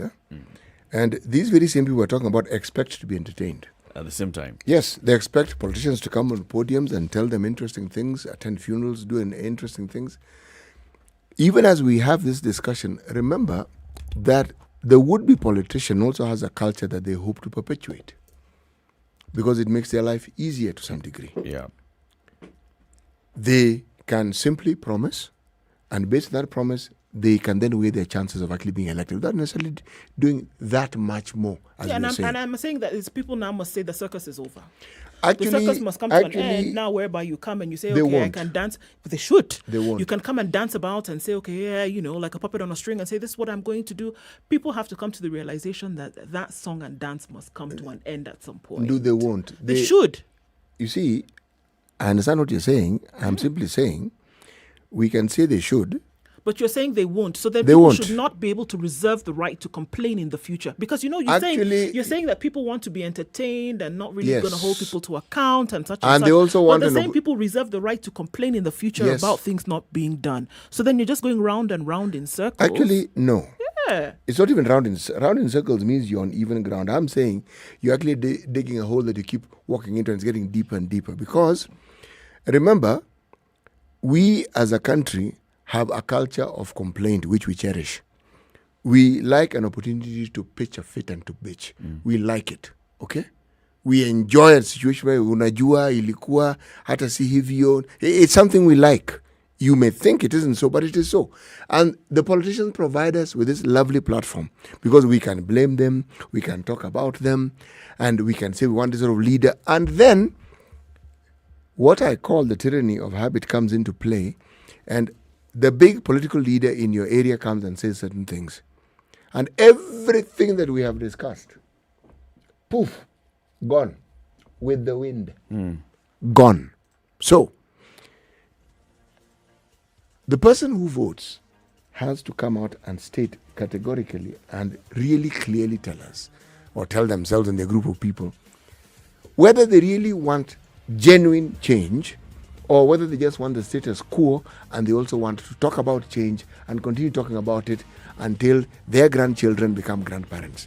So an election period is one of these things. It's an entertainment season where you get a couple of shillings here and there. Yes. You go, you queue. As you queue, you're taunting each other. Yes. Each other. And then the results are announced. You're like, I told you what she did. Yes. And you move on. And then you get on with your lives. And then you start again and complain, we elected this person, but they're not really doing As part of the process. Yes, as part of the process. It's 3 minutes to 9. We want to say thank you to our audience on KTN Home. You've been with us as friends at the top of the hour. In the next hour, we want to open up the phone lines and ask you to tell us what is your agenda as we head into next year's general election. That's what we'd like to hear from you. What's your agenda as you head into next year's general election? This conversation continues on SpiceFM 94.4 Nairobi. We are in Mombasa, Nakuru, Kisumu, Eldoret, Nyeri, Malindi. So somebody asking, what's the frequency here in Kakamega? In Kakamega, please try 102.5, the Kisumu frequency, or you can try our Eldoret frequency 96.7. Good morning. This is the Situation Room, the only way to start your day. Spice up your life. Mature, intelligent talk every morning. Spice up yourself.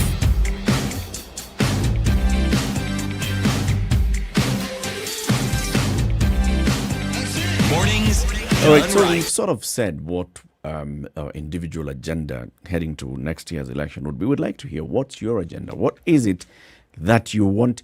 You know, what should also occupy the conversation? What should occupy media discussions? What should occupy newspaper headlines? What should occupy county hall meetings and discussions and debates? When you have a presidential debate next year, what kind of questions would you like to see being answered? If you hold a debate at your local level for MCA, for woman rep, for MP, for governor, if you have those conversations, what is it that you'd like to come out in those conversations? That's what we'd like you to tell us. 0719012600. Also, the same question has been posted by Amrioto, our social media producer, on SpiceFM KE, Twitter, Facebook, YouTube, and Instagram. Respond to us. What is your agenda as you head into next year's general election? That's what we're asking, because, you know, it gets to a point where politicians tell us what they want. They occupy the headlines with their own shenanigans, with them going onto international media and admitting that they have been receiving bribes from the office of the leader of the majority just so that they can vote this way or the other. That is them. What is it that you would like to be the agenda and the conversation going into next year's general election? Kenya's biggest conversation continues into the final hour. It's coming up to 9 o'clock on this lovely Eid Friday. As you celebrate Eid, we wish you a lovely Eid Mubarak today. Those who celebrated yesterday as well, good morning. It's 9 a.m.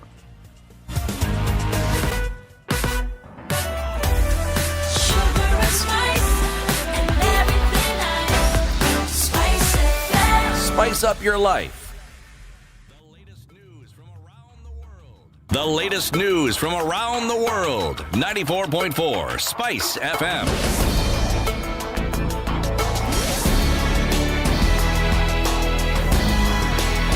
This is Newswire. I'm Dennis Aseto. A panel of leading experts has called for more funding to increase the manufacturing capacity of COVID-19 vaccines in the world. The panel urged the global community to apply proven public health measures urgently and consistently in every country in order to end the COVID-19 pandemic. The independent panel for pandemic preparedness and response was appointed by the World Health Organization Director General in response to a World Health Assembly resolution calling for an independent, impartial and comprehensive review of experiences gained and lessons to be learned from the current pandemic. Palestinians mark the end of holy month of Ramadan as Hamas and Israel launch rockets and rocket-propelled grenades as Jewish and Arab unrest spreads throughout Israel. Palestinian militants have fired more rockets into the city of Tel Aviv as Israel continues its bombing campaign and also organizes its troops to armored vehicles near the Gaza Strip. The strike, which has entered its fourth day today, has shown no signs of slowing down, and Israeli Prime Minister Benjamin Netanyahu has said the campaign to attack Gaza will take time. 10 weeks before the start of Olympics, Tokyo remains in a state of emergency. 60% of the Japanese people do not want the Olympics to go ahead, and only around 3% of them have been vaccinated for COVID. Yet, the message from the International Olympic Committee, local organizers and the Japanese government has been consistent. Full speed ahead to the opening of the ceremony on July 23rd. This is Newswire. I'm Dennis Aseto.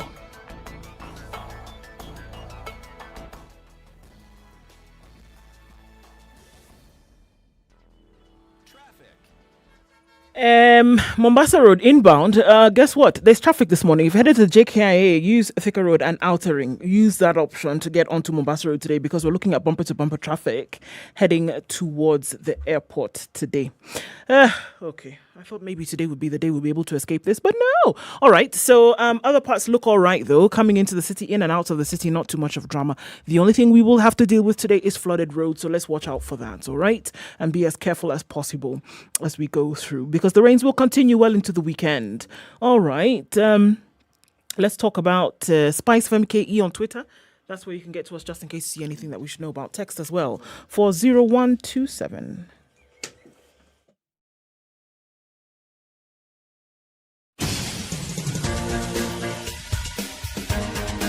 This is the Situation Room, the home of hard-hitting political commentary and penetrating insights about the state of the nation. This is a talk radio experience like no other. The Situation Room, a place for hard truths, debates, and elevated conversations. The Situation Room, witty, political, engaging, deep, controversial. In the room, we have C.T. Muga, researcher, academic, seasoned political observer, a fountain of wisdom in these politically uncertain times. Ndu Oko, Nigerian by birth, Kenyan by choice, communications expert, Pan-Africanist, a truth seeker and believer in people power, and Eric Latif, agent provocateur, the man in the chair, seasoned journalist, news hound, a man who believes in punching up, not down. This is the Situation Very good morning Room, to you. the It's coming only up to way 4 to minutes after start 9 your a.m. Kenya's biggest conversation continues. What is your agenda going into next year's general election? 0719 012 600. Phone lines are now open. You can call it. Also on social media, there's a comment on social media there. The issue shouldn't be only about what you've done, because that means that you limit the choice of leaders to those who've previously held such. Many people can be capable but don't get the opportunity. Okay? That is one. That's one way of looking at it. Mwalimu Irongo Emos in Kisii. Good morning. Good morning, Eric, Ndu, and the city. Good morning. Well, I honestly, you will allow me first to congratulate the three of you and the Standard Media Group at large. In fact, if we had such sound conversation on issues in all our stations, our media platforms, and also in all our languages, perhaps our country would change, because it is about civic education. Now, in regard to what I would expect, what I would want to see in leaders who are aspiring in the coming election, I may not have anything new to add to what you people have said. In fact, you have really exhausted it. I'm very excited. But let me summarize this. It is very true, and it has really touched me, that we give people the platform to tell us what they think we need, as opposed to us telling them what we really need. Secondly, it also pains that we have been so much entrenched in tribalism and regional politics, so much that we ask, is he supporting Raila? We are not voting. Is this one supporting William? No. If he is not supporting, so it means we forget about the very, very, very things that surround us, what we need, so that we can look for a leader who can address our immediate needs. Thirdly, and perhaps the last point, what Indu has asked, and I think you've tried to explain it, is about then how do we know this person? I mean, what is the assurance that this person is going to do what they have told us? The answer is as difficult as the question itself. but one of the things I would say is, because we first want to look at the people that we know, the people who are around us. It's also good to sometimes ask ourselves, what has this person done? What has been the moral standing of this person? Last but not least, let me also say that, and I hope those who are aspiring to become the president of the Republic of Kenya are listening, my one concern is I need a government, I need a leadership which will obey court orders. Okay.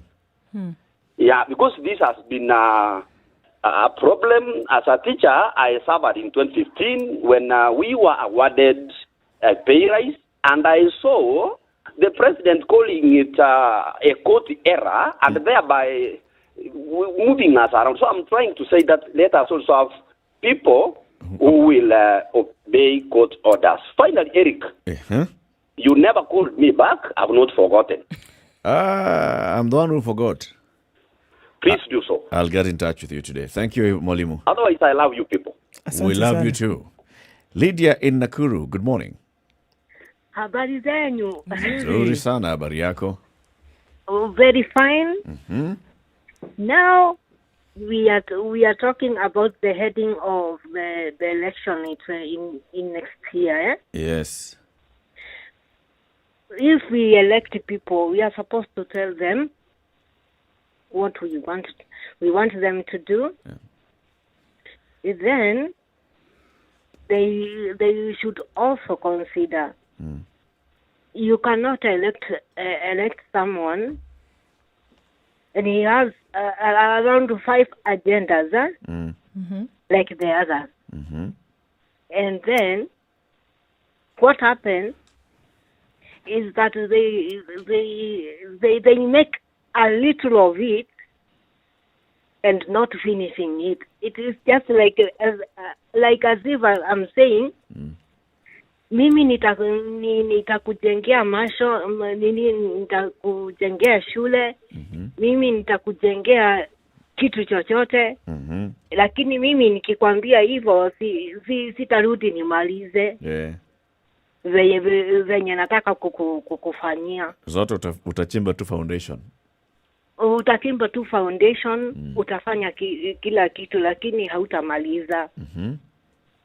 So we have to elect the new leaders and tell them what we want. Lydia, if you don't mind my asking, what is your constituency where you vote? In Nakuru, Murimani. And the center which I'm voting is Lenana Primary School, the center. Okay. Yeah. So when they, for example, in 2017 or even in 2013, when the politicians were coming to seek votes around that Milimani area of Nakuru, how were people engaging with them? Were people just listening and saying, okay, so and so ndio nakuja leo amepitia hapa na pick up na makelele amesimama, ameongelesha wamama kwa soko, ameongelesha vijana pale na watu wa bodaboda.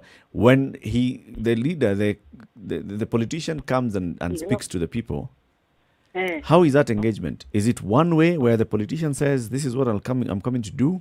Or is there any kind of two-way communication?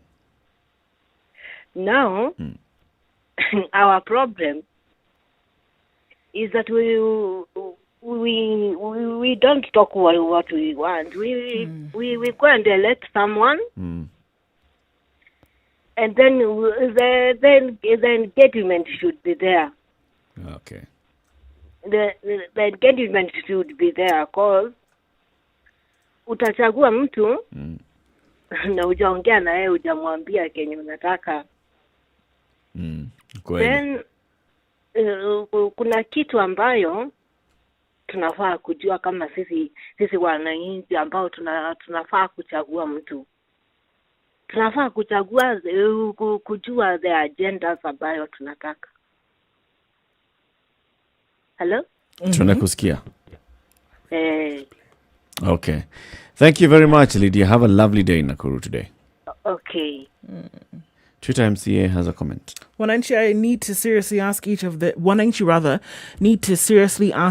MPs what development they have brought to the constituency with the 500 million shilling CDF funds in 5-year terms compared to best practice. The country needs comprehensive audit reports on CDF utilization. See? Yep. See? CDF utilization. No, broad development. You see, there's a thing here. There's a level at which I think sometimes the citizenry needs to be made to actually understand when you talk development, okay, what exactly are you referring to? Because the politician talks development, the voter talks development. Are they talking about the same thing?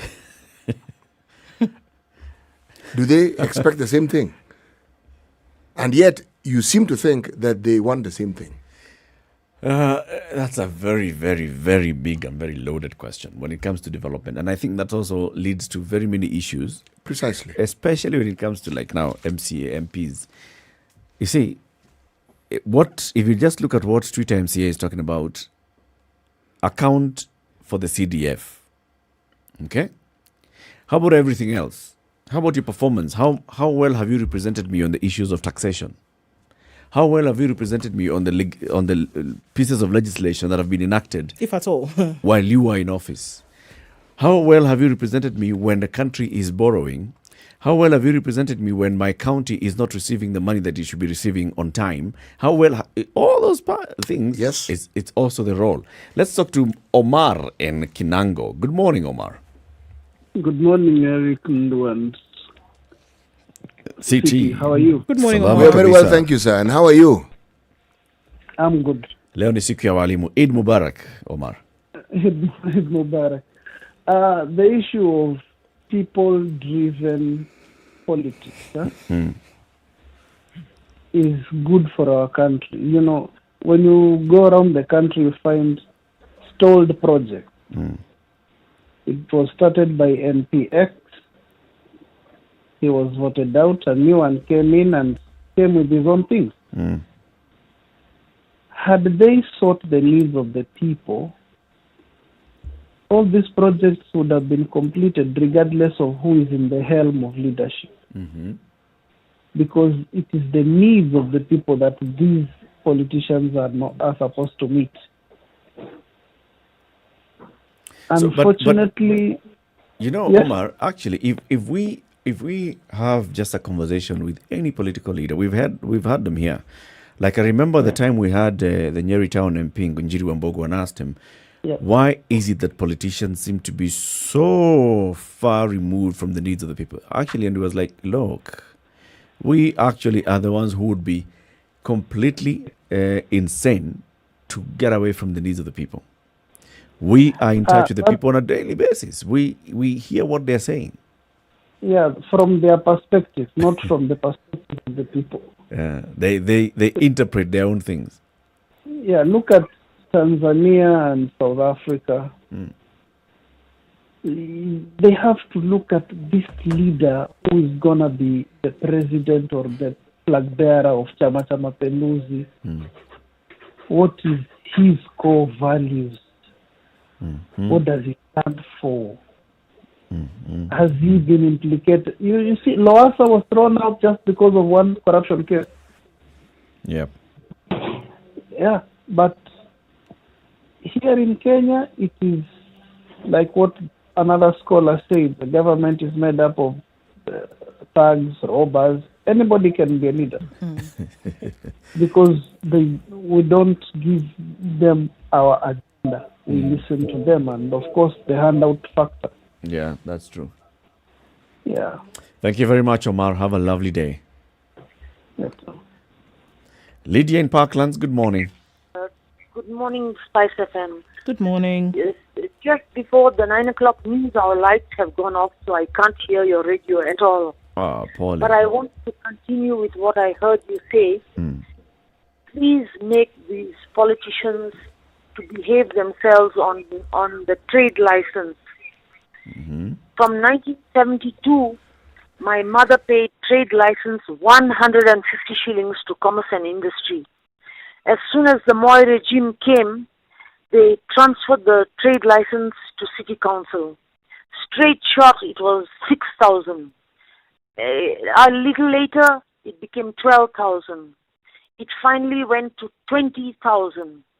Then post-election violence came in, the same regime, and from 20,000, they demanded 35,000. That's 75% more. What is this? Are these the type of politicians we need?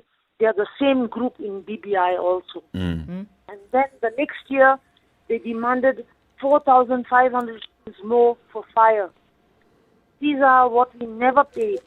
It was all within that 150 shilling trade license. Let me ask you, Lydia. Now, yes. As far as you can remember, Yes. has the business community, because now you're talking about the business community and the kind of trade licenses that they pay, have they engaged with the candidates who come seeking their vote to be MCA and Governor of Nairobi, to the best of your recollection? How do they raise this issue of, look, you are coming to us, you want our vote, this is our pain point. We have been witnessing a rise in the licenses and the amount of levies that you're charging us, and yet our business is not improving.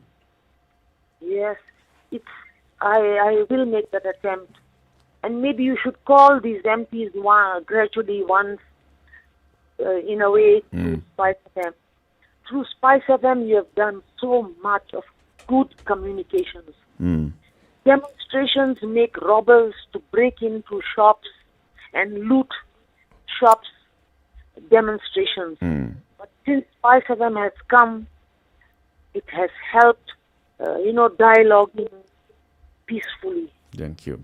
To find solutions. Thank you very much. We will look for them. We will look for the same kind of leaders, and also hear then what the leaders are saying to this, whether they actually hear the people saying, look, this is our problem. Lydia is in Parkland, so we can assume that the ward there, the constituency there, suffers the same. The people around there, the business community suffer the same, even those that are in other constituencies within Nairobi. Kelvin in Gong, good morning. Good morning. How are you? I'm very well. Eid Mubarak. Eid Mubarak. Not a Muslim, but it's okay. Yes. Now, my agenda when it comes to these leaders, it's continuous accountability. Now, I'll give a case scenario. I live in Gong, but my vote is registered in Nakuru. So when I start thinking of my agenda for the leadership, I'm not sure whether I'll be thinking about the leadership within this Kajiado or in Nakuru. Now, definitely I'll cast my vote where I'm registered, that is in Nakuru. But that leader will not be of importance to me because that's not where I live. So why vote there? Okay, it's where I was registered. I will change it later on. But this is the situation with the majority of Kenyans. Yes. It will be true. Yes. Many people during election time, they'll go to their rural areas, vote, and then come back. And I think now that is where the disconnect is. Now, if we demand accountability for these leaders, whether you voted in for them or not, as long as you live within their region of jurisdiction, then they should be accountable continuously. Not during the election time, they come and give their manifesto and agenda and then they leave. Because at the end of the day, if we do that, then they'll be very accountable before election, and then 2 months after they are voted in, and then from there they disappear. So, and this is the problem. Because so how do we ensure that accountability? Because you see, on the one hand, accountability. Yes. So the county assembly, has the mandate to ensure that there is accountability with checks and balances to the executive. But then who checks the county assembly? Now, if for instance, if we listen to what to the judgment made yesterday about the BBI, the judges were very categorical that there has to be public participation in most of these decisions and they are being made. In the same way, there should be forums whereby the people meet these leaders at every interval, like very often, so that there is an evaluation of what was said during the time of elections or during when they were campaigning.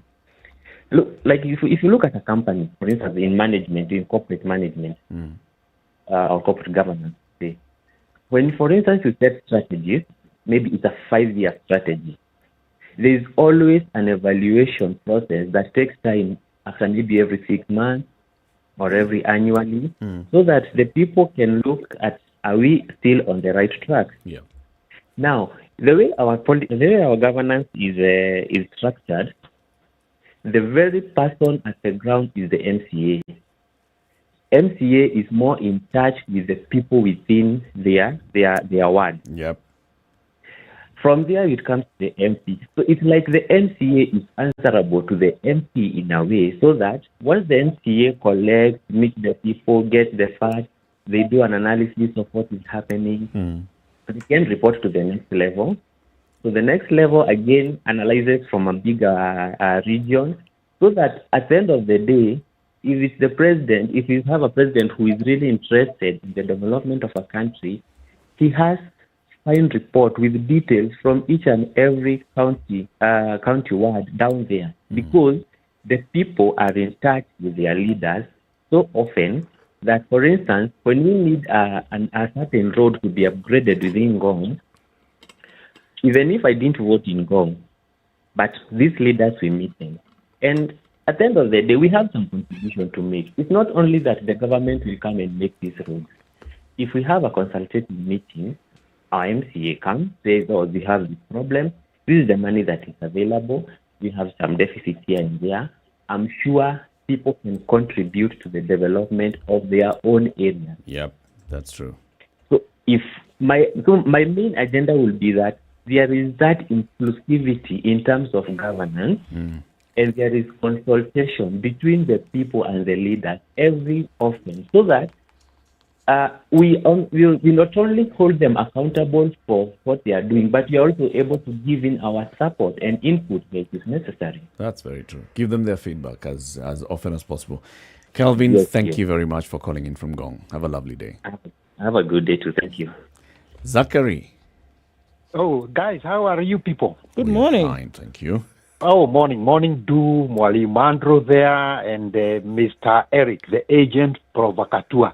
Good morning. Morning. Zachary, how are you? I tell Mwalimu that I finally found a guy in Central Province. Yes. Who could correctly pronounce the word resource. I don't know how the government people pronounce it. How do you spell this word that you're referring to, Zachary? Resorts. I'm talking of resorts. Matokeo. Yeah, but I got a guy from Central Province who pronounced that word the way the government, whatever, pronounced it, yeah? Uh-huh. And I felt very proud. Zachary, you're clearly enjoying this holiday. That's what he taught me. I don't know this. I don't know how you called yourself, but I now actually officially qualify you to be a person from Western Province, the Nyanza people, yeah? Yeah, it was a very strong word, and I'm going to be using it in some various forums. Now, let me say this. The Kenyan voter is irredeemably ignorant. Wow. And trying to salvage him, you'll find that you are going to drown with him together. So, I think I have variously talked about this lady. There was a certain lady during Moi's era, and her name was always in the news, Anna Tibaijuka, yeah? Anna Tibaijuka said something. I don't know whether she was something, the provocateur, such a thing, yeah? UN Habitat Hold. She was the head of the UN Habitat. She's now a member of parliament in Tanzania. Yeah, and she loved East Africa.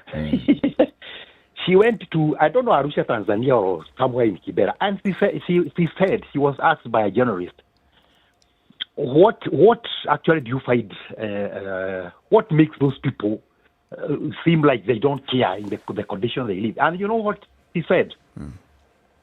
They take their poverty and their dire situation as a weapon to attract sympathy. You know? And she said that these people is like when they are poor, when they are always lamenting that we don't have houses, we don't have proper sewerage system. It's like that is their weapon to attract their daily bread, you know? And if you try to uplift them, tell them, okay, if you do this, we can have this, and your lives are going to be better. It's like they are resisting. Do you understand? Yeah. I want you to do. You guys are in Nairobi, is it? We are. Yes. I want you to do this and anyone else. There are street urchins, the street boys. Yeah. You got to try to take one of them, probably for a week. you tell him, instead of you staying in the street and you walk eating from the garbage, can I take you home? And you are going to have a base, you are going to have a good place to sleep in, and you even have lighting and TV to watch. You have a civilized life, yeah. He may agree, okay, but do you know what is going to happen? No, but tell us. When you go into the table and you eat, including him, yeah, of course there are going to be leftovers. When you throw those leftovers into the dustbin, into the home dustbin, you'll find that the boy may be tempted to be looking there. And he has eaten with you people. Why? Because his former life is showing in himself. It's calling him back. Yeah? And it will take time and probably patience and a lot of, talking to him to actually drive that idea out. So the Kenyan voter, the BBI, I remember I told you that I've never even talked about BBI or think about it because I told you that this is it's like a two people entity. Mm-hmm. And everybody in parliament said yes. It only took some good people with good head to go to court and try to arrange that, whatever the process, yeah? Mm. And you saw what happened for the few people who said that no, we are going to stand by the truth. It is no. You saw what happened in Muranga. Some group of youth trying to say the Jew so and so. I want to mention his name, but you know him. He is against us. What is that? So let me tell you. So the voter is irredeemably? He is irredeemably ignorant, and you cannot cage him. So I think, Mr. Eric, I believe that when we go to heaven, or even hell, there shall be a democracy, and every person's voice or opinion shall count. But not here. Zachary. Oh, wow. Okay. Zachary. Yeah. The rule of God is not a democracy. It is not a democracy. No, it's not. What are you? Are you lazy? No, I am simply telling you the truth. The rule of God is not a democracy. Why? His word is final. Period. There are no senators, there are no governors, there are no MPs, there are no MCAs. Public participation. Public participation is doing what you're told to do. Very quickly, it's a democracy. Do you know why? Yes. God has told you, I've given you the ability, the power of discretion, yeah? Discretion, that you can choose to be a good guy. Like actually, I was talking about heaven, not here on earth. No, even in heaven, because, let me tell you, God sent his son from heaven, and he came here, and the Pontius Pilate asked some certain guys. Okay, sawa Bishop, nakusikia. Do you want this guy or you want That is a new conversation. Wewe sasa. Zachary. Wacha tusikie Karanja. Karanja in Naivasha. Good morning. Good morning, Eric and you and Sisi. Karanja, good morning. Yes, good morning. Happy Eid Mubarak. Barakah Salah. Yes. Now coming to the conversation, I will vote anybody who is a dependent candidate, but not somebody who has been sponsored by any party. You think that parties are staining individuals? Exactly. But here comes, I remember in 2013, 2017, we were told to vote in uniform. Yeah, the party people could come and do their campaigns from different parts of political divide. And after that, yes. And after that, people could come in their political divide from this party, and after that, they could say, we want to vote this and that, and we hear their ideologies, their manifestos, and everything. Now, in the evening, the day before election, we were said some messages. Vote this as a uniform. If we vote so and so, he is representing the president there on top. So vote this as a uniform. We don't want others here. And I think this is a problem. When we vote these people to go to parliament, then these people that they have voted by that time, they have their secretariats. They have what they call their committees. So if you wanted to go and bring your things there, your frugal things there to the committees, they say no. Somebody come here, he has this and that. So I think the first thing that I do, I vote an independent candidate. Then from there, I will do what it takes. For instance, I will rob with the finance there. And I told him, do this and that and that and that for the sake of my community, but not for the sake of my stomach and my people. You see? Yes. Because the problem that is we have here, for instance, we had so many elections going around. I started voting in 1997. But the people that I vote, some of them, I don't know them. But because they come, they say, uniform. Because he is being sponsored by somebody on top party, there. Yes. Yes, by some party. These are the problems. Kenyans need to know. When you vote somebody, and you are told to vote through the uniform thing, now, they are party politics. They are party by rules. Somebody cannot go against his own party. Because if he goes against his own party, he will be done another what more was done just the other day. So, I think the good thing is to vote an independent people. Somebody who will go there, somebody who will scope there and go there through the maneuvers of the people. And when he go there, he will say, let us do this, let us do this. He will listen to us because he is independent. Yes. Thank you, Karanja. Thank you. Do have a lovely weekend. You too. John. Well, good morning, guys. How are you? Very well, thank you. Where are you today? Are you in Nairobi, in Eldoret, in Nakuru? Yes, Nairobi. Okay. Yes, I was supposed to send you a letter. You let me know how you will get it. That's from the embassy. Yes, John will talk to you. Yes. Now, ask most voters in Nairobi, who is your MP? And interestingly, some of them will tell you my MP is the MP of where I was born, not where I live.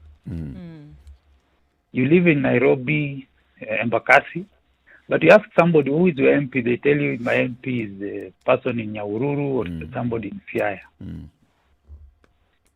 Out of the 365 days in a year, maybe you spend 20 days in Siaya or in Nyahururu. But you still believe your MP is the one in Siaya or Nyahururu. You go and, during voting, you go and vote in Siaya or Nyahururu. Then you come back here. And then you come back here. So, the things that the MP in Nairobi or the MP in Siaya or Nyahururu do, among the two, which ones are going to affect you most? Are they the ones for the MP in Nyahururu or the MP in Nairobi? Or the MP in Siaya? But we still believe our MP is the where we come from, not where we stay. You know, John, you've actually got to the heart of the matter here. You see, we have this immovable attachment to our ancestral heritage. Yeah. And it influences almost everything that we do. It influences who we vote for. It influences even the people we associate with. Yeah. It is the fulcrum on which we do most things. And yet, as you say correctly, we don't necessarily all live in those places that our ancestors came from. Yeah. We also, in addition to that, believe that town is a place where you come to seek work so that eventually you can go back home and retire. After I've retired. Yes. So it's a thinking that we've carried over. It's like a heritage we've carried over from our forefathers who came to town. And even with devolution and the so-called rural area changing, that thinking hasn't really changed very much. Let me introduce another angle to this. Yeah. You don't just travel home to elect that person there. You actually travel from Nairobi with your candidate. Because the person who is vying to be the MP in that rural place is somebody who lives in Nairobi. Lives in Nairobi. Somebody who has, in a profession, they've been practicing in Nairobi, their life is in Nairobi, then they go shags, they campaign to be the MP of that rural area. You come from Nairobi, you go with them, you vote for them, you come back together, you live in Nairobi. And the MP, after he's been elected, he comes back to Nairobi. To Nairobi? Yes, he lives there. They live in Nairobi. Home, And there are so many governors who live here in Nairobi. Yep. And somebody is a governor. So you ask yourself, if you are a governor of Turkana, why should you live in Nairobi? Why should the people of Turkana elect somebody who spends more than half the year out of the county? Out of the county. So what I'm trying to get to here is there's the urban voter who relocates to go and vote in the rural area, but there's also the rural voter who considers candidates from urban areas. Urban areas, yes. So I agree with the previous caller. Maybe the word he used that a voter is what? Cannot be helped. In other words, irredeemably ignorant. Ignorant. Actually, is it really ignorance, or is it what I like calling the tyranny of habit? I mean, I'm using it. I'm being simple, but it's the habit that emanates from our cultural understanding and beliefs. But it's habit. That's what we're used to doing. Yeah, that's what. At least an MP. Most people, like here in Nairobi, most people would know the MP. Not all of them, but at least majority will know the MPs. But how many people know their MCA? Very few people. Very few. I can tell you this for a fact. Because we went around asking people. That time it was councillor. Who's your councillor? Yes. Absolutely. But you know, one of the reasons why an urban area would have such issues, Yeah. For the longest time, many people who dwell in urban areas knew that their stay there was transitory. They were not there permanently. And also, urban areas already had what we like referring to as development. So if you're asking, what do we consider as development? For most people, a good road. Urban areas have roads. Electricity, Steam. they have. Water, they have. So this development that you're speaking of, schools, they have. What again do you want? So these, I need to go, Shag, so that I can get someone who will bring those things there. Exactly. So when with the understanding that that's what you're going later. Yes, when someone in the rural areas talks about development and someone in an urban area, they're talking about two very different things. So then you ask yourself, do we still need those MCAs in urban areas? You do.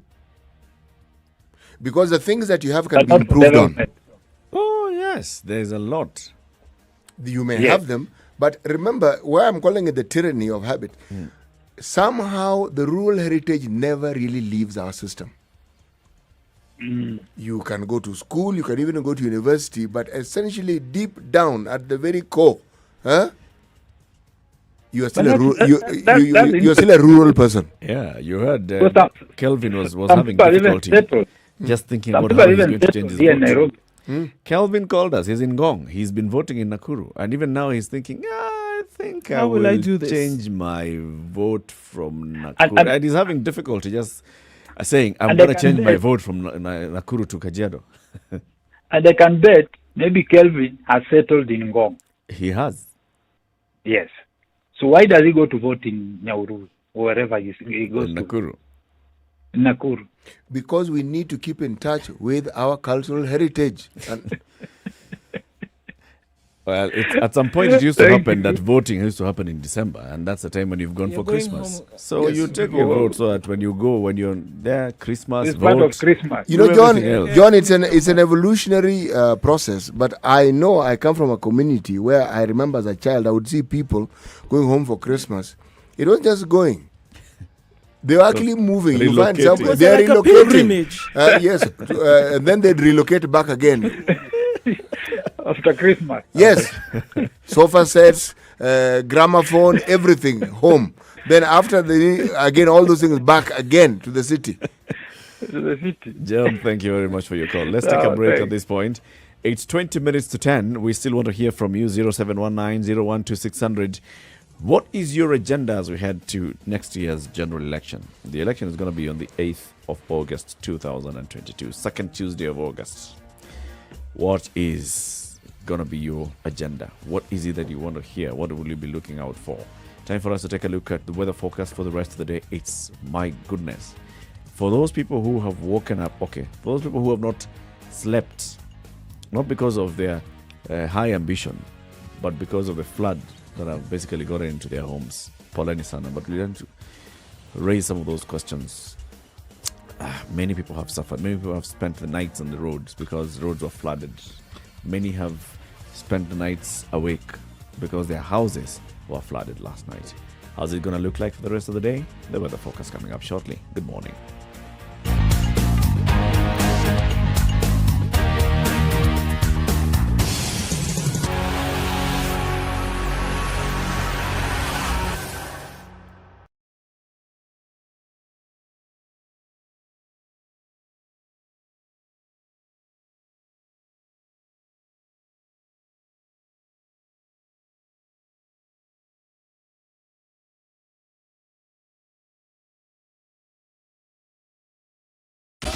24/7 around the world, non-stop. This is Spice FM. For many of us, home is a place where we find our inner peace. A place where we find the most comfort. A place where we recharge. A place where we create laughter and all the good memories. But most importantly, a place where we all belong. At KTN Home, we believe there is something for everyone. So catch all the comedy, telenovelas, Nollywood, music, sporting action, kids shows, documentaries, movies, dramas and reality shows. All to make you and your family feel right at home. You can also stream live at www.standardmedia.co.ke/KTN Home/live on your favorite device. KTN, welcome home. 24/7 around the world, non-stop. This is Spice FM. Naivas Supermarket believes in celebrating mothers every day. Tune in to Sugar and Spice with me, Yolanda Mulo and DJ Absolute from 11 a.m. every weekday to learn more about a Naivas mum and the similarities you can draw from the role it plays to Kenyans across the country. And stand a chance to win shopping vouchers with Naivas. Spice FM. Hey, it's getting hot in here. The media has greatly contributed to the moral rot that we experience in this country. I remember a senior politician telling me, point blank, nobody steals in the field, it's stolen in the granary. So my friend, if you're going to win an election, jipange kwa granary. I think we are suffering from Stockholm syndrome. Our violator and abuser is also our redeemer in our mind. The whole political class, the whole political institution is rotten. Welcome to Spice FM, the best exclusive radio station bringing you the best mix of the best music ever. Mature, intelligent talk every morning. Spice up yourself.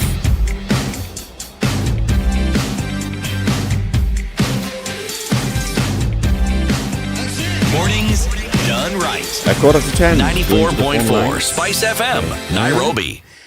We have two callers, two of the two callers. That is about 95% Of the callers. They are both in Nakuru. Karaoke and Brian. Let's start with Karaoke. Good morning. Good morning to you guys. How are you? Fine, We're thanks. fine. Yes, I want to contribute towards what happened yesterday. Mm-hmm. And the first thing I will say is that let me give a reference to the children of Israel. If there is something that the Israel today remembers, it's the day they were rescued from slavery in Egypt. The 14th of the first month of the Jewish calendar, of the month Nisan, the first month, They today celebrate and remember it for the hand of God that saved them from slavery. If I may call our the year of our Lord in our country, is the year that Kenyans will remember being saved by the 5 judges from slavery once again. Let me say that. This is the year of our Lord, and I think every Kenyan who knew what was happening in the BBI is celebrating. I will call it the year of our Lord. Point number 2. In terms of CDF, as you've been saying, I don't think, well, it has done some work here and there, at least, let me 10%, because there is we are here to see a person who can enforce obedience to the guidelines by which the CDF can work properly for the benefit of humanity. Because I think it was brought with the intention of helping humanity, but it has done contrary. The number of MP who have received this, in fact, they have enriched themselves. If you one day you visit our constituency, I'll take you around and see the 100 million shillings what it has done. You see, it has truly done nothing. Come one day and I'll take you around and you see the MP claiming to have done what he is claiming to have done with the 100 million shillings. So, are you understanding what I'm saying? We are. Completely. I remember even 2 years down before the independence of the American as a nation, the year 1787. I remember they call it the year of their Lord before the promulgation, 2 years before the promulgation of the American Constitution. They call it the year of their Lord. I think as from here, This is the year of our Lord. I remember yesterday, I was talking to somebody and he insisted on how the BBI has gone, or has passed all the Thresholds. the important Stages. the stages. And I told him yesterday, I remember we were arguing here in my store here, and I told him, remember, God has the final say. That's what I told him yesterday. And like today, I tried to call him. He has refused to take my call. I wanted to remind him how God works. That's the way he works. The 5 judges have worked that way, not because of their own interest, but the interest of this country. Thank you very much, Karaoke. May God bless. Asante sana. Brian in Nakuru, good morning, and thank you for staying on the line. Morning, guys. Morning. Happy Fitri to all our Muslim brothers. Indeed. And one thing I want to tell you guys, Kenya has gone. Right now we are 60 years old.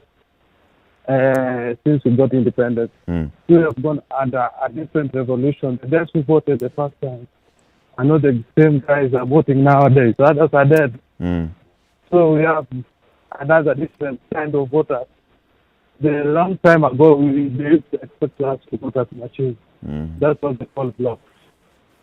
We vote on our ethnic lines. So that is what they wanted now. But right now, we are the voters are. Those people came to town. They have given birth. Their kids have given birth, and their kids have given birth. Now we are 25, 30 voters. We are the most right now in Kenya. But still, our parents are voting us to know, and vote under tribal line, which is not okay. First doing that, and since of doing that, we have never gotten any devolution. Me, I tell you, I voted. 30 years. I voted like the last 3 elections, but the last ile ya mwisho tuliambiwa tupige kura, mimi kupiga nipiga moja. Hawa walipiga mbili, hawa waliconfirm. Thank you, Brian. Thank you very much. Masaki in Kajiado, good morning. Good morning. So I have one point to make, but before I get to that, it's my first time listening to radio. We've not had electricity for 30 or so hours, and all the smartphones are dead. So you have this one Kabambe that has only one feature, and it's radio. So I was like, okay, let me try. Which part of Kajiado are you? Ngong, actually. Okay, Ngong. Yeah. So I'm impressed by what I'm hearing. I love what I'm hearing. I can't emphasize that enough. So great job, you guys. Asante sana. Thank you, sir. Yeah. So my point is on accountability. And think of it as just an addition to what each one of you has said. And my thing is, we have to emphasize on timelines. We have to, once we sit down with whoever we've agreed that, okay, fine, we've agreed we are going to put you in power, and these are the things you're going to do for us. We want you to do this by this. By the time, let's say, like for example, let's say a candidate has 6 agendas. So it's not going to be like, oh, you have until 2027 to come up out of your vacation and say, okay, I'll do these 2 things and then use that to run for my next election. You have 6 months, for example, for one issue, since it can be done within that timeline. Do it, then let's move on to the next one. And if by chance you do not, it appears that you have no capability of fulfilling your promise, we'll do everything in our power to get you out of... to remove you. We can use all avenues. Yes, through our constitution, which is one of the most progressive ones. So yes, we're going to do everything to remove you. And that we need to put them under pressure. Because for as long as they stay there and they know, oh, I have this office and I'm going to win this election again, nothing is going to change. Yeah. That's very, very true. That's very true. Thank you very much, Masaki. And Stima Imerudi. Bado, we are still waiting. Poleni sana. Okay. Poleni Thank sana. you. Thank you very much for calling in. 0719-012-600. Voters' agenda. What's your agenda as you head into the election? What is it that should happen? That issue of social contract, City, because I think that's also part of what Masaki is saying. How then do we concretize all these things and say, we have elected you into office, And even though our thoughts and needs and the reasons behind it may not be homogeneous, these are some of the main issues that all of us have agreed on, that this is what we, the people of this particular ward or constituency or county, have decided to elect you on. You know, at some point we seem to be suggesting that we want to unwind time and want to bring to the fore something new against the backdrop of habits, traditions, and very deeply embedded cultural perspectives that we've had for the longest time. And it's doable. Absolutely. It's extremely doable. Habits can be unlearned. A way of life Yes, you for can. very, very many years Yes. can be unlearned. The It same way can. you learn them, you can unlearn them Yes, and you take can. on a new way of doing things. Yes, you can. Yeah. And you see, even as we talk about leadership at the political level, there is also need for that leadership of this change that we're talking about. Forget preaching leadership or bring it to the fore when there's something you want at the end of it, because then whatever you will say will be listened to with a biased ear.